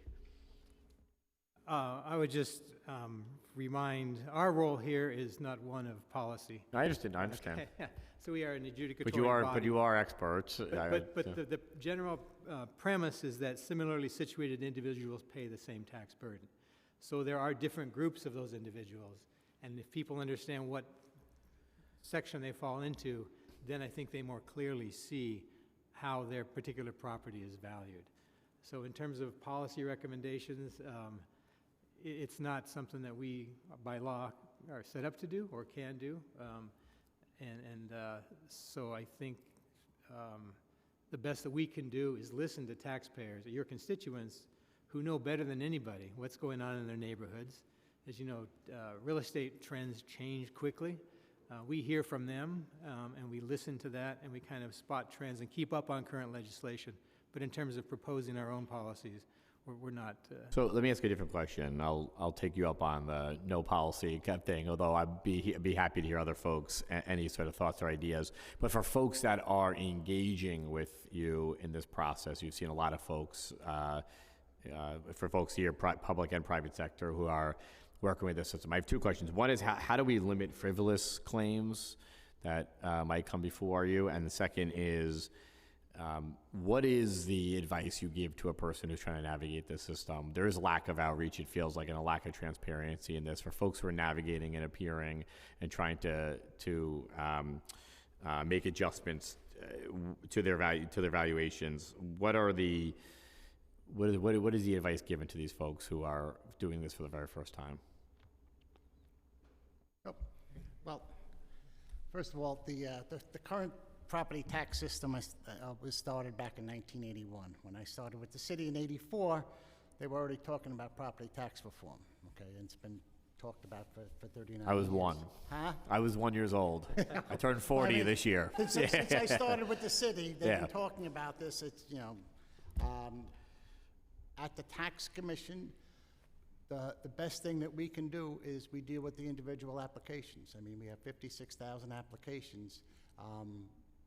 When we're doing a hearing, the person is explaining to us why they think their property should be lowered, okay, and we take everything into consideration. I think the tax commission, if we looked at last year on offers of reduction that were made, 89% of our offers were accepted. How many offers were made total? I think out of 56,000, I believe it was about 14,000 were offered, and I think it was 89%, I looked it up, accepted. So, I mean, those are, 13,000 people that were quote-unquote happy or happier. Okay. Happier, I'd say. Happier. Yeah. I mean, they'll never be happy. Yeah. That's another story.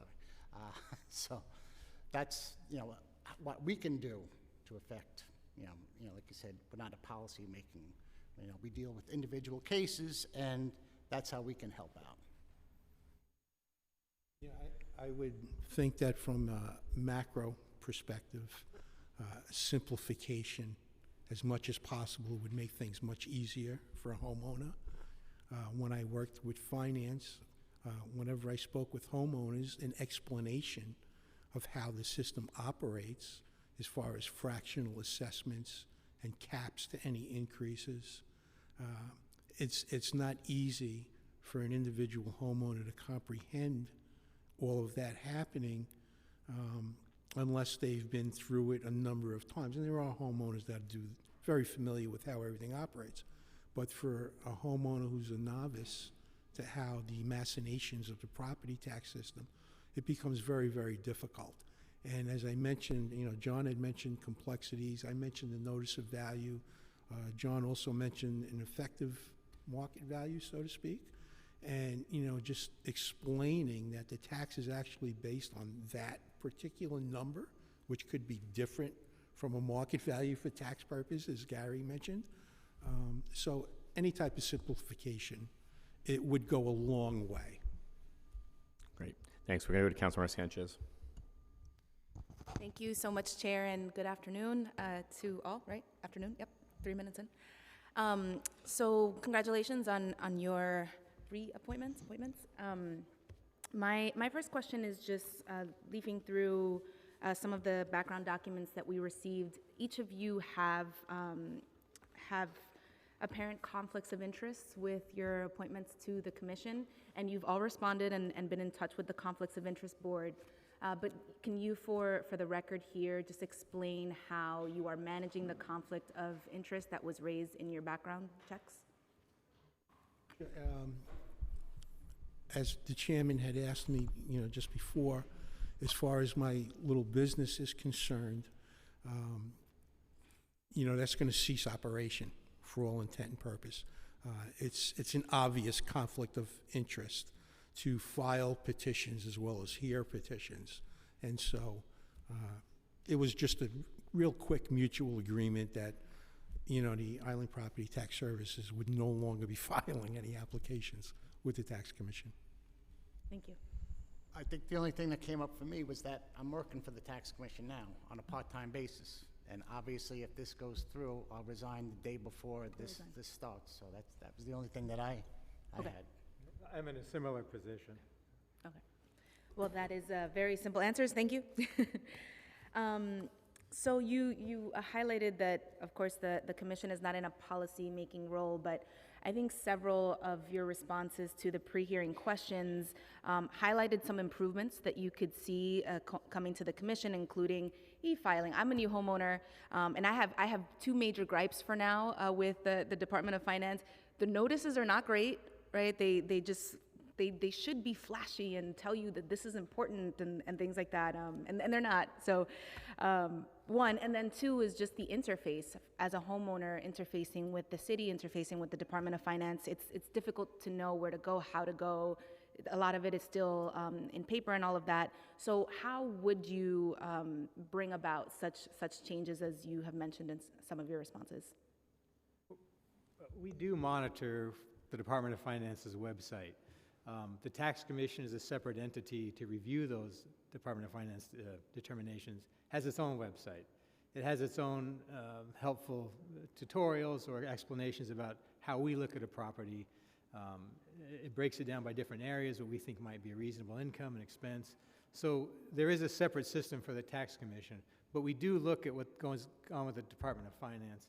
And when we do get those questions from taxpayers, it often refers to their confusion, or it's kind of overwhelming, as you said, with the Department of Finance paperwork that comes out. It comes out fast, there's a lot of it, you don't really know what to do with it, and there are deadlines to respond to the Tax Commission. So They're not in big, bold red letters as they should be. Well, with regard to that, but they've gotten much better. they, you know, in years past, they didn't put a lot of stuff in there, and so you had to explain to, you know, everybody who came in, you know, individually, you know. I think the future for the tax commission has to include e-filing, because when I left in 1999, there were 30,000 applications. Currently, there's 56,000 applications. I think the only way they're going to be able to handle, you know, as the numbers go up, is to do some type of e-filing, and I believe that currently there has to be a paper application, so there might have to be some legislative, you know, changes for that also. So. Can I just ask a quick follow-up to that? So you mentioned twice now 30K to 56K in the present. To what do you attribute that growth? Is it better outreach from the Department of Finance? And are there any sort of overarching trends that you're seeing in the kinds of appeals that are being filed? Well, I just think it's over the 24 years, you know, assessments have gone up, you know, values have gone up. And, you know, the Department of Finance sets the assessment and we review the assessment. So it's just, and also the number of properties in the city have gone up. You know, there's been, you know, a lot of 1, 2, and 3 family homes that have gone up, a lot of commercial properties, you know, residential buildings. So that's also in 24 years, I don't know what the numbers are, but that's also a consideration. Thank you. The notice of value, when I could speak to the notice of value, the reason, you know, that there's not all these flashing bells and whistles on it, pointing that things are important, specifically, is because, like it was mentioned, oftentimes the complexity of the system, that notice of value is 5 or 6 pages long at the moment, interpreting everything that there is about the property tax system. And while all that information is there, I do agree there could be a better job of highlighting certain items. But a lot of it has to do with a desire to better educate property owners into the property tax system. And in doing so, that notice of value has gotten multiple pages long. And so, yes, that's an excellent suggestion to highlight certain items, but that's what's behind all of that. It's a desire to educate property owners as to what's happening. Thank you so much. And then my final question is just regarding bias. You know, we've all, I hope we've all seen and heard about or read about studies that show that, you know, names that sound African American or Latino can be treated differently, whether it's in a resume pool or in, you know, appeals that are before a certain board. So can you tell me about, especially with your expertise and your experiences on the commission, with the commission over the years, what measures have you seen to fight against the bias? Are names removed? Just how exactly is the commission fighting bias? And if not, what are ideas to fight bias? Well, I can speak for myself. When I'm doing a calendar of hearings, and let's say tomorrow I have 32 cases, to be quite honest with you, I don't even look at the names on the applications. You know, I'm a numbers person. I'm looking at, you know, I'm analyzing the case based on the numbers that they filed. The Department of Finance sets the assessment, but for the most part, I don't even look at who the person filing is. And most times we deal with attorney groups, so, you know, we just buzzing through the 32 cases. They've worked them up, I've worked them up. So from my point of view, I really, you know, that has no effect at all. And you say you don't look at it, but is it available? Is it at the tops of pages? Oh, it's on the application if it's But there's there. never been sort of an effort to redact or anything like that, just to take the extra step Not to that I know protect against bias? Okay. Any other ideas? No, well, you know, each property speaks for itself. So, you know, it's always been, at least in my mind, John's mind, ownership is nearly irrelevant. It's what's the property worth, and is the assessment fair? That's really what it boils down to. Thank you. Yeah, I mean, I think that's an interesting question for us. Obviously, there is a deep and storied and horrible history in this country of undervaluing certain properties in certain areas, in certain communities, of course, communities of color. So it's just, important to make sure that we're scrutinizing within the government anything that we have access to level those playing fields. Thank you so much, Chair. Councilmember Brooks Powers.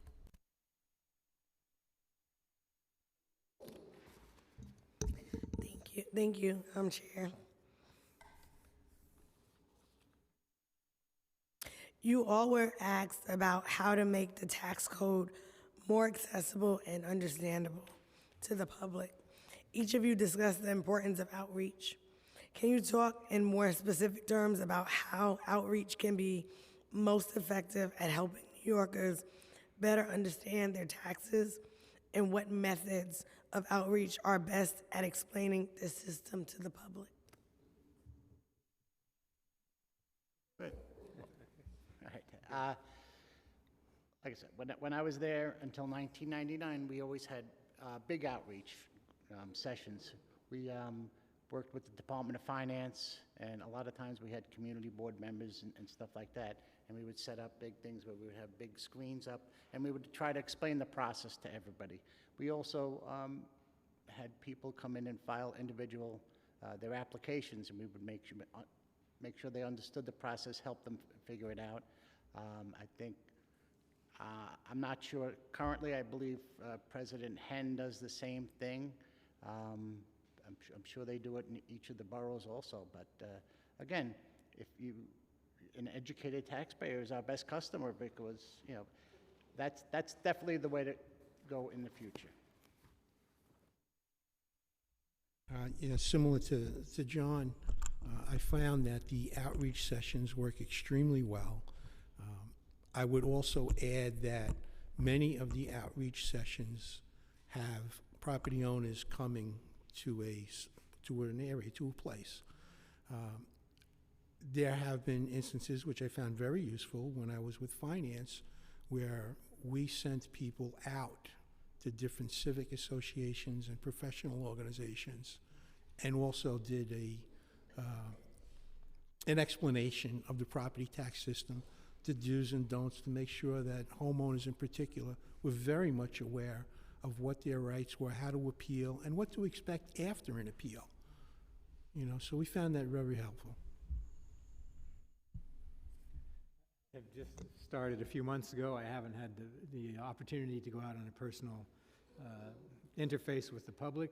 It is a priority of President Henn, and we are making ourselves available to do that in the future.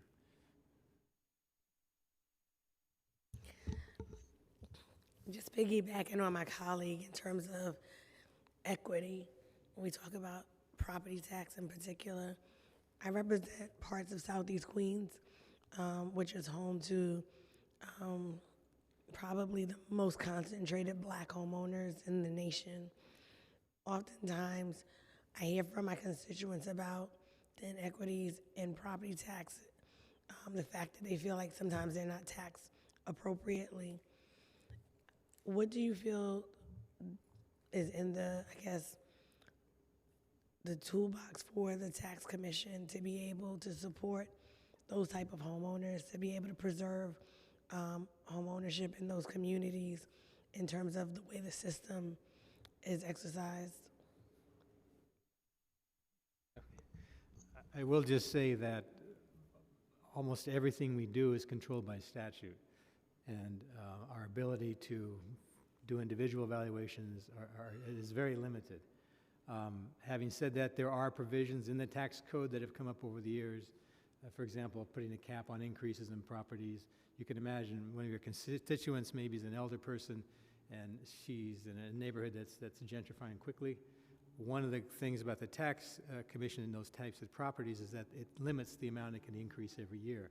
So you wouldn't want a person in that case to have its property suddenly become too valuable for her to afford it.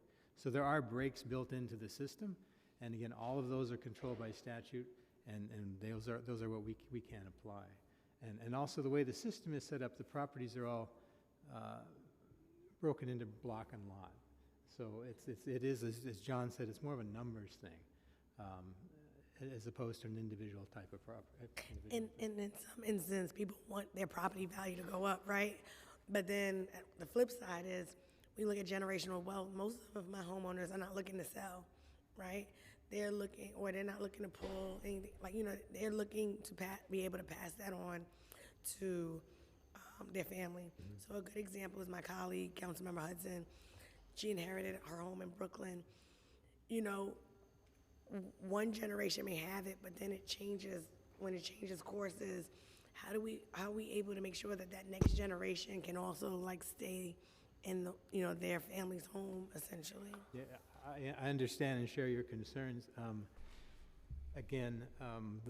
What we do is just an independent review of the assessment that finance came up with. I'm not trying to dodge your answer. It is an issue.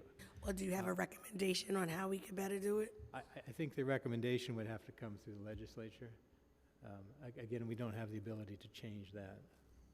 Well, and again, I hate to come back to, they have to file the application, so they have to understand the process. If we go out there and explain to them the process and actually help them fill out the application, we can't actually review that case unless we have that in front of us. So that's, so if you want to get more people to file applications based upon, let's say, a 1, 2, and 3 family home, we can explain the process, how to find comps and stuff like that, and they can see what the house is worth. But at the tax commission, unless they file a protest, we can't really, there's nothing we can do about it, and we deal with individual cases.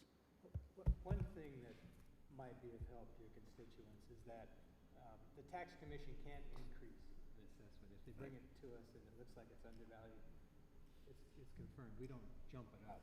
So I think that might be helpful if citizens understood that this is an independent agency. We treat them the same whether or not they have counsel. It's just based on the numbers generated by the property. And that if they come forward and for some reason it's undervalued, we can't raise it. But again, by statute, there is no ability for us to do that. I'm not sure everyone understands that.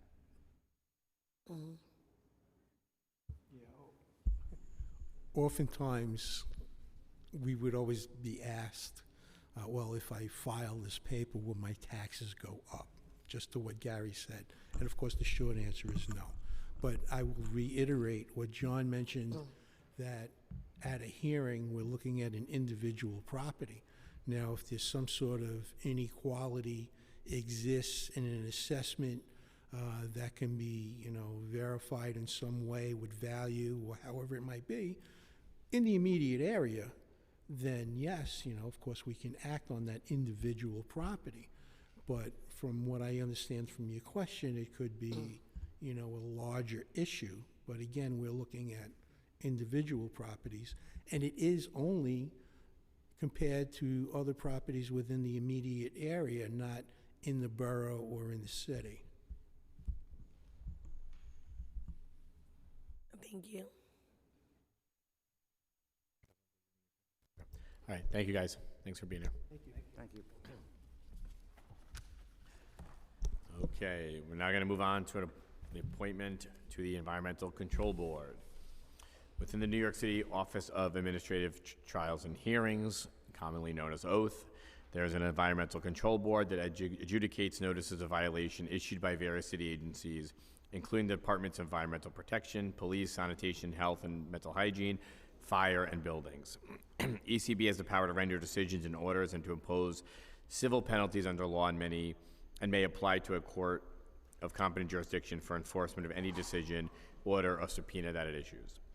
Among the provisions of law enforced by ECB are those relating to the cleanliness of city streets, the disposal of waste, provision of a pure, wholesome, and adequate supply of water, prevention of air, water, and noise pollution, regulation of street peddling, and the city response to emergencies caused by releases or threatened releases of hazardous substances. ECB consists of the commissioners of the Departments of Environmental Protection, Sanitation, Health and Mental Hygiene, Buildings, Police, Fire, and the Chief Administrative Law Judge of Oath, as well as 6 persons appointed by the mayor with the advice and consent of the City Council. The Chief Administrative Judge of Oath serves as the chair of the ECB. Within its appropriation, ECB may appoint an executive director and such hearing officers, including non-salaried hearing officers and other employees it finds necessary to properly perform its duties. Members other than agency commissioners may not be employed by the city.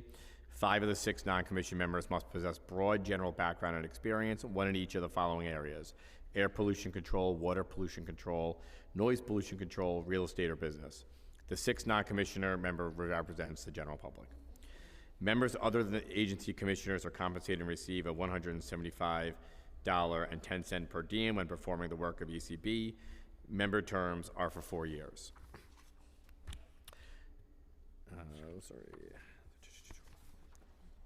Today we're joined by Lisa Urban, who's been nominated to the Environmental Control Board by the mayor for a new 4-year term expiring in 2027. Thank you for joining us today and welcome. Thank you for sitting through a long hearing so far, and congratulations on your appointment. If you can, please raise your right hand to be sworn in. Do you affirm to tell the truth, the whole truth, and nothing but the truth in your testimony before this committee and in answer to all council member questions? I do. Great. Thank you for being here. You are invited to make an opening statement. Good morning, Chair Powers and members of the Rules, Privileges, and Election Committee. Thank you for having me here this morning. My name is Lisa Urban, and I am pleased to introduce myself as a candidate for the general public position on the Environmental Control Board. I have been a Manhattan resident since 1986, when I moved to the city after graduating from Stony Brook University with a Bachelor of Arts degree. While living here, I attended Fordham Law School at night, all while working full-time as a paralegal alongside my sister in her landlord-tenant law practice. In January of 1991, I was admitted to New York State Bar, marking the beginning of my legal career. Throughout my years as an attorney, I primarily focused on transactional law, representing both buyers and sellers of residential and commercial real estate. Until a few years ago, I was employed at landlord-tenant law firms, which provided a valuable opportunity for knowledge sharing among my colleagues. Although I transitioned away from litigation years ago, I continue to assist clients who own residential and commercial properties, frequently addressing issues related to ECB and building department violations and fines.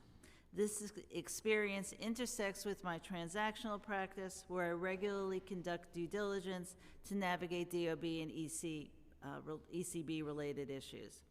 I have dealt with client concerns involving sanitation disputes, fire safety hazards, standards, hazardous substances, and properties located in landmark and historical districts.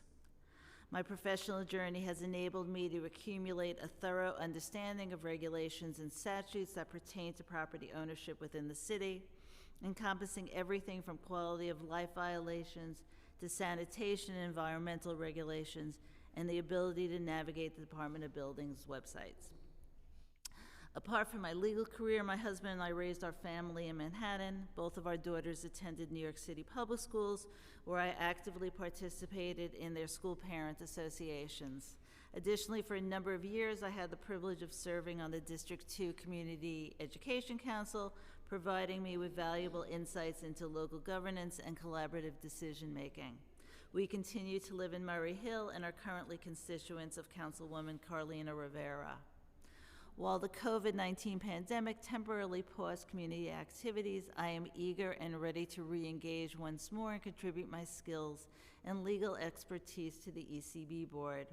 With my background in real estate law and my understanding of urban regulations, I see the public member position on the ECB board as an ideal opportunity to make a civic contribution. By serving on the ECB board, I aim to leverage my legal experience and dedication to improve our community. I am eager to collaborate with fellow board members to address a wide range of issues, including air and water pollution, noise pollution, street cleanliness, and more. Together we can make informed decisions in an impartial manner where both sides, the city agencies, and individual respondents receive an unbiased and fair hearing. I look forward to joining a tribunal that is established on the foundation of neutrality and whose goal is the independent and fair adjudication of violations concerning environmental matters in the city of New York. In conclusion, my long-term residency, legal background, and previous community engagement experiences have uniquely prepared me for this position. I'm deeply committed to making a positive impact on our city through my contributions as a general public member on the Environmental Control Board. Thank you for your consideration, and I'm happy to take any questions. Thank you, and thanks for the testimony, and nice to see you, and again, congratulations on your nomination. You have a great resume. I think you're highly qualified for the role, so I just want to start up by saying that. I don't have too many questions. This is a interesting part of city government for folks who are appearing for or hopefully looking for some relief in a fair process. I guess in your experience, you've talked a little bit about your experience to make you qualified here. I think it's clear you're qualified, but I think more than anything, as individuals are dealing with a number and a host of, we talk about a wide range of issues, whether you're a property owner or you're an individual. Obviously, not, well, I guess my question is essentially, how would, in your experience now, in your professional experience, can you just talk a little more about what you think will ensure that individuals are going to get their fair day in court here, and also how the agency can provide more guidance to folks who are going through this for the first time, because it's obviously an interesting and unique process relative to ones that a normal Yorker's used to. And I would assume for folks who are going through this, I feel a certain measure of trepidation going for a sort of tribunal process here. So just a little bit about how, in your experience up until this moment, we can have great trust and confidence in the ability to give New Yorkers a fair hearing, and also areas where you might see opportunity to improve processes to make sure New Yorkers understand what this process is. Thank you for the question. So by the time it gets to the tribunal, it's already had a hearing before the oath officer.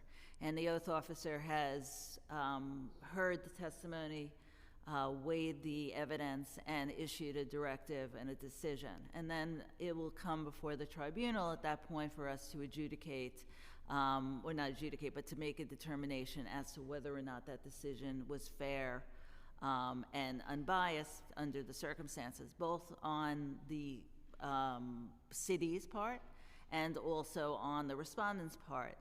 And if under the law, the penalty or the fine that was assessed meets the evidence presented to us, then we are able to ratify that decision and say, yes, this was appropriate. If not, then we do have the ability to be fair and unbiased and reverse the decision of the oath officer. So our position is, as an unbiased, impartial party, to be able to review these decisions and make sure that the decisions of the oath officers has been appropriate. My understanding is that we're limited because the fines are what the fines are, and we can't say, well, it should have been less or it should have been more. Those fines are regulated by statute. I also understand from my conversations leading up to this point that there is a tremendous amount of community outreach that's given to constituents when they receive these fines and tickets, and that part is to help those individuals be compliant, if not the first time, then in the future, so that they understand what their obligations are as homeowners or property owners, so that they can be compliant with the rules and regulations of the various departments. Sure.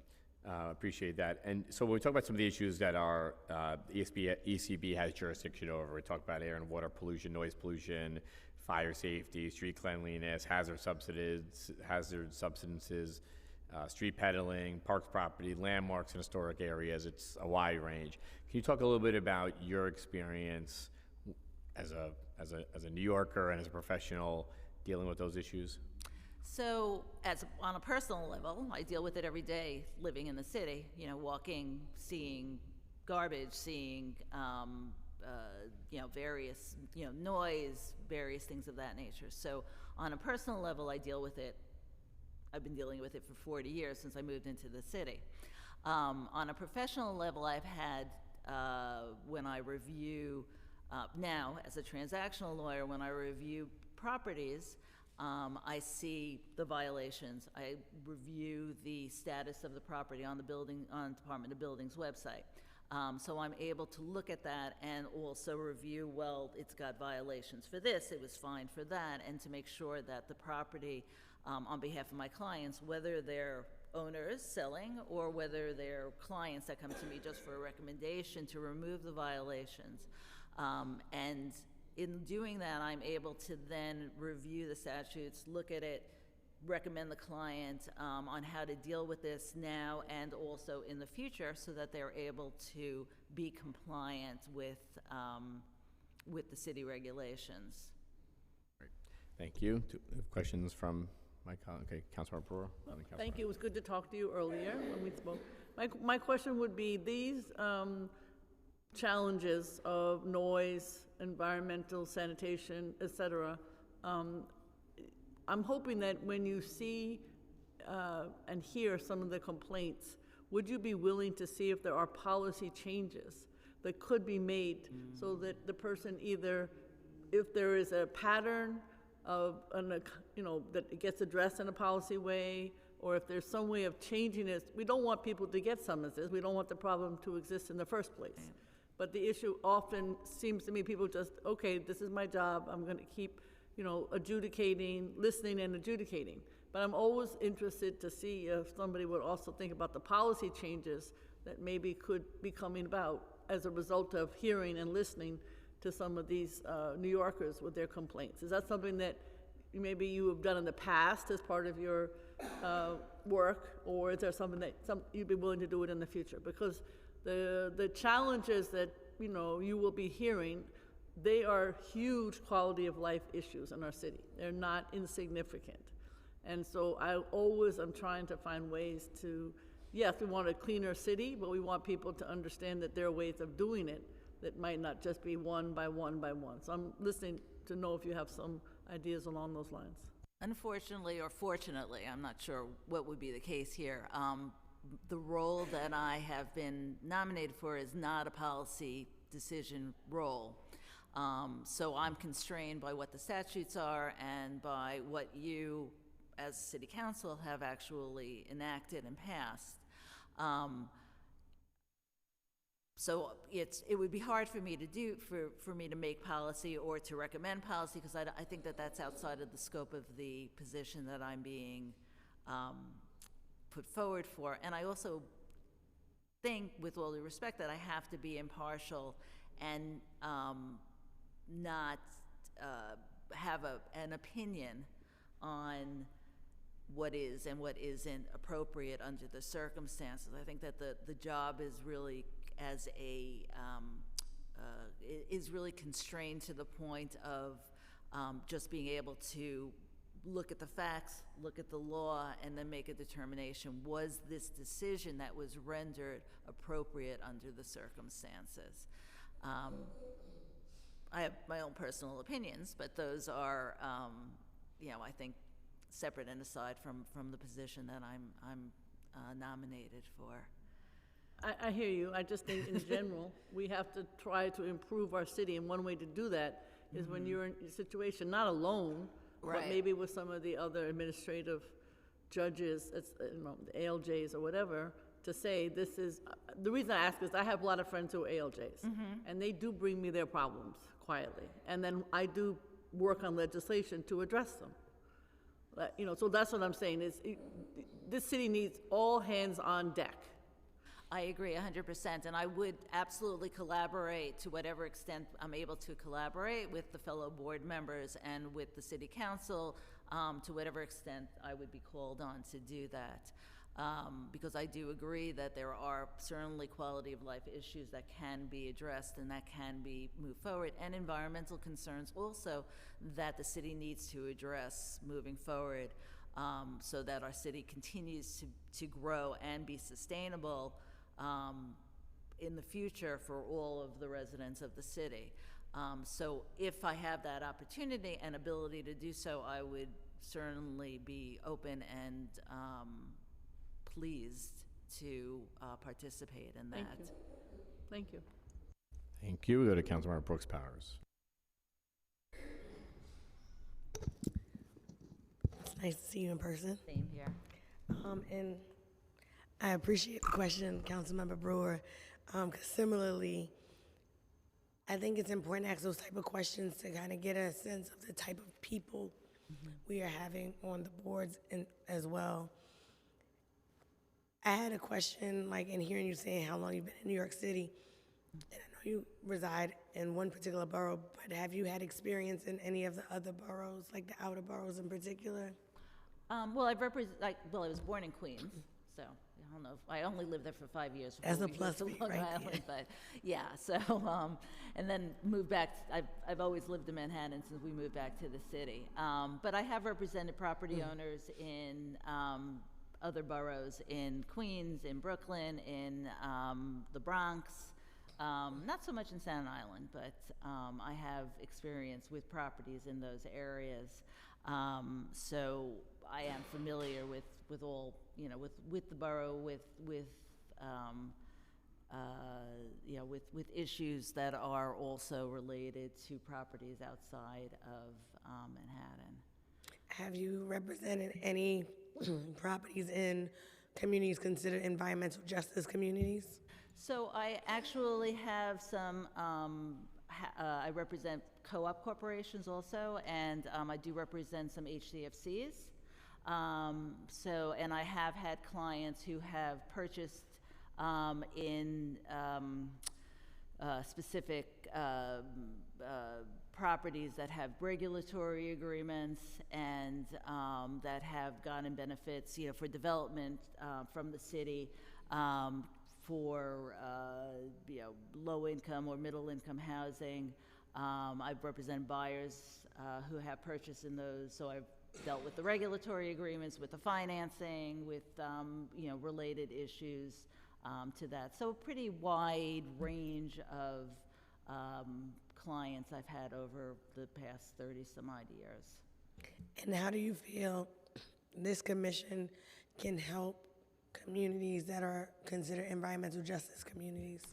Outreach, outreach, outreach. I think that the more outreach we can do for the public, to educate them, to make sure that they understand their obligations as city residents, but also as property owners, will benefit those individuals because they will understand what their obligations are and not get hit with fines and penalties and not be non-compliant with the city, to the city, so they don't end up having to have a hearing before the oath, before oath.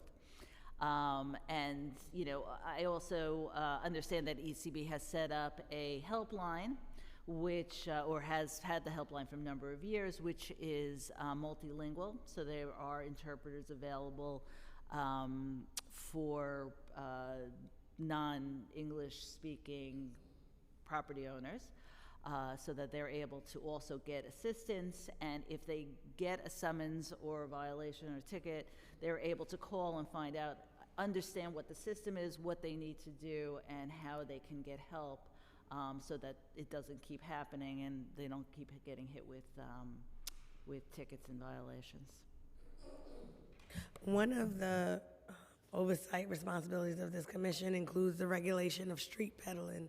It's been a hot topic in the news these days. And so I'm interested in your perspective on the state of the street peddling today. On a personal level or Both. I think it needs to be regulated more. I think that it's, the city,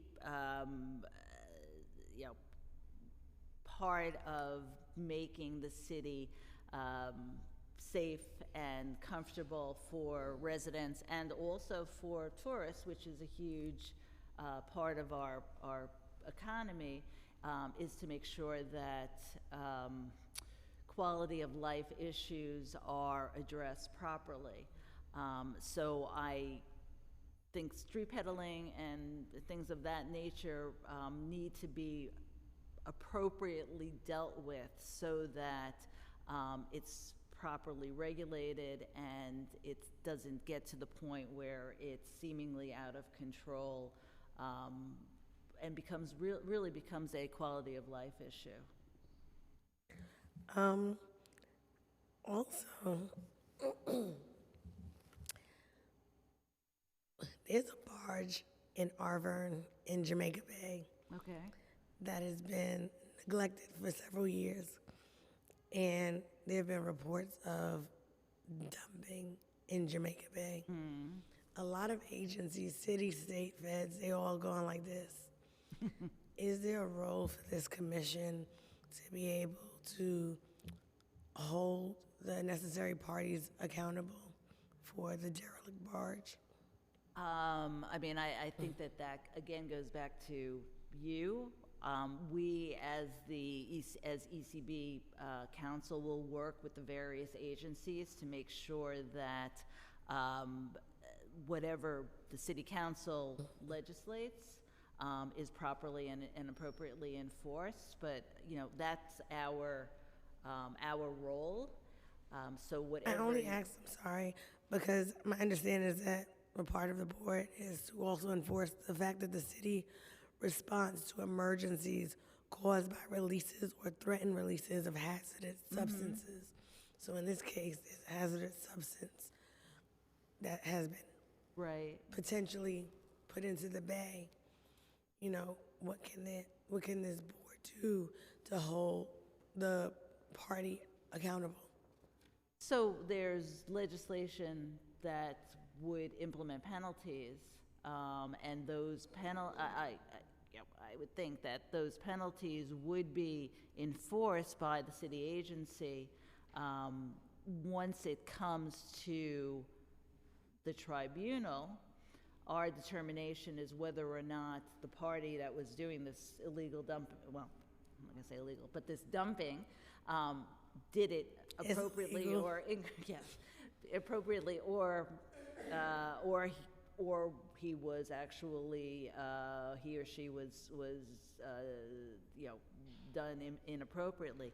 I also, to be honest, don't know if that would be a hearing before an oath officer, which would then reach the tribunal, or if something like that would actually be a trial, which would, on appeal, not go to the tribunal, but would actually go up to the court system. So I think something like that might end up more on the trial level and not actually come before the ECB commission. But certainly it's a cause of concern. And two brief questions. In your questionnaire, you talked about the importance of expanding community education and outreach programs to raise awareness of regulations, compliance, and sustainability practices. Can you get specific about what kinds of programs you think have worked for the ECB, and how can ECB pursue additional, more effective outreach to ensure the public avoids violations but knows their rights? So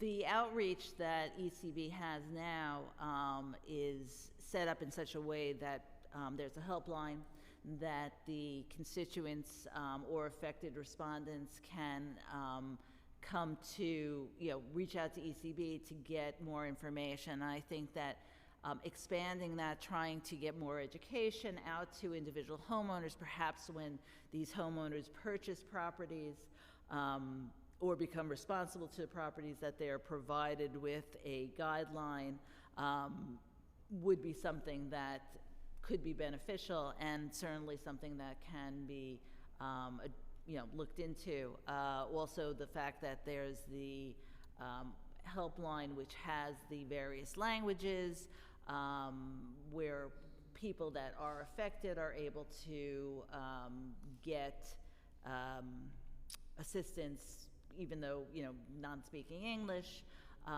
That would definitely be beneficial. So as much education as we can get, or as ECB can get out to the general public, would certainly benefit those homeowners. And I'm talking really more about probably small 1-2 family, small property owners that need that don't understand the fact that they're going to get a garbage ticket if, they don't sweep up the sidewalk or something along those lines. So getting them that information in advance is definitely something that could be looked at expanding, if that was something that was possible. And again, that's kind of not part of where I am, but I would certainly be welcome to discussing things like that with the other tribunal members and seeing what we can do and what we can recommend if that's appropriate. Last question. Just wanted one point of clarity from your questionnaire. I know you said you were uncertain as to who recommended you. Who reached out to you from the mayor's office to ask for your interest? I think it was Ed. Ed was the first one that reached out to me. It was Ed Kiernan. So he called me and said that my name had been put in for consideration for this position. And I don't know how I got there, but somehow I did. Thank you. Okay, thank you. Congratulations on your nomination. Thank you. Thanks Thank for you being for here. your time. Thank you.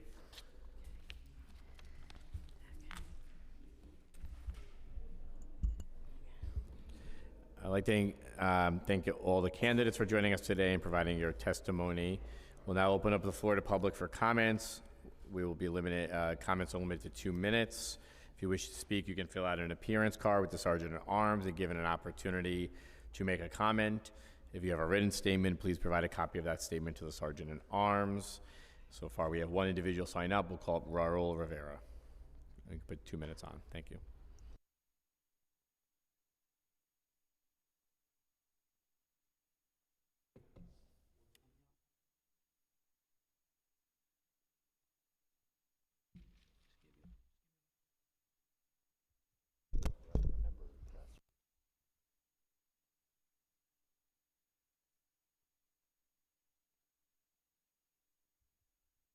Okay, you can begin.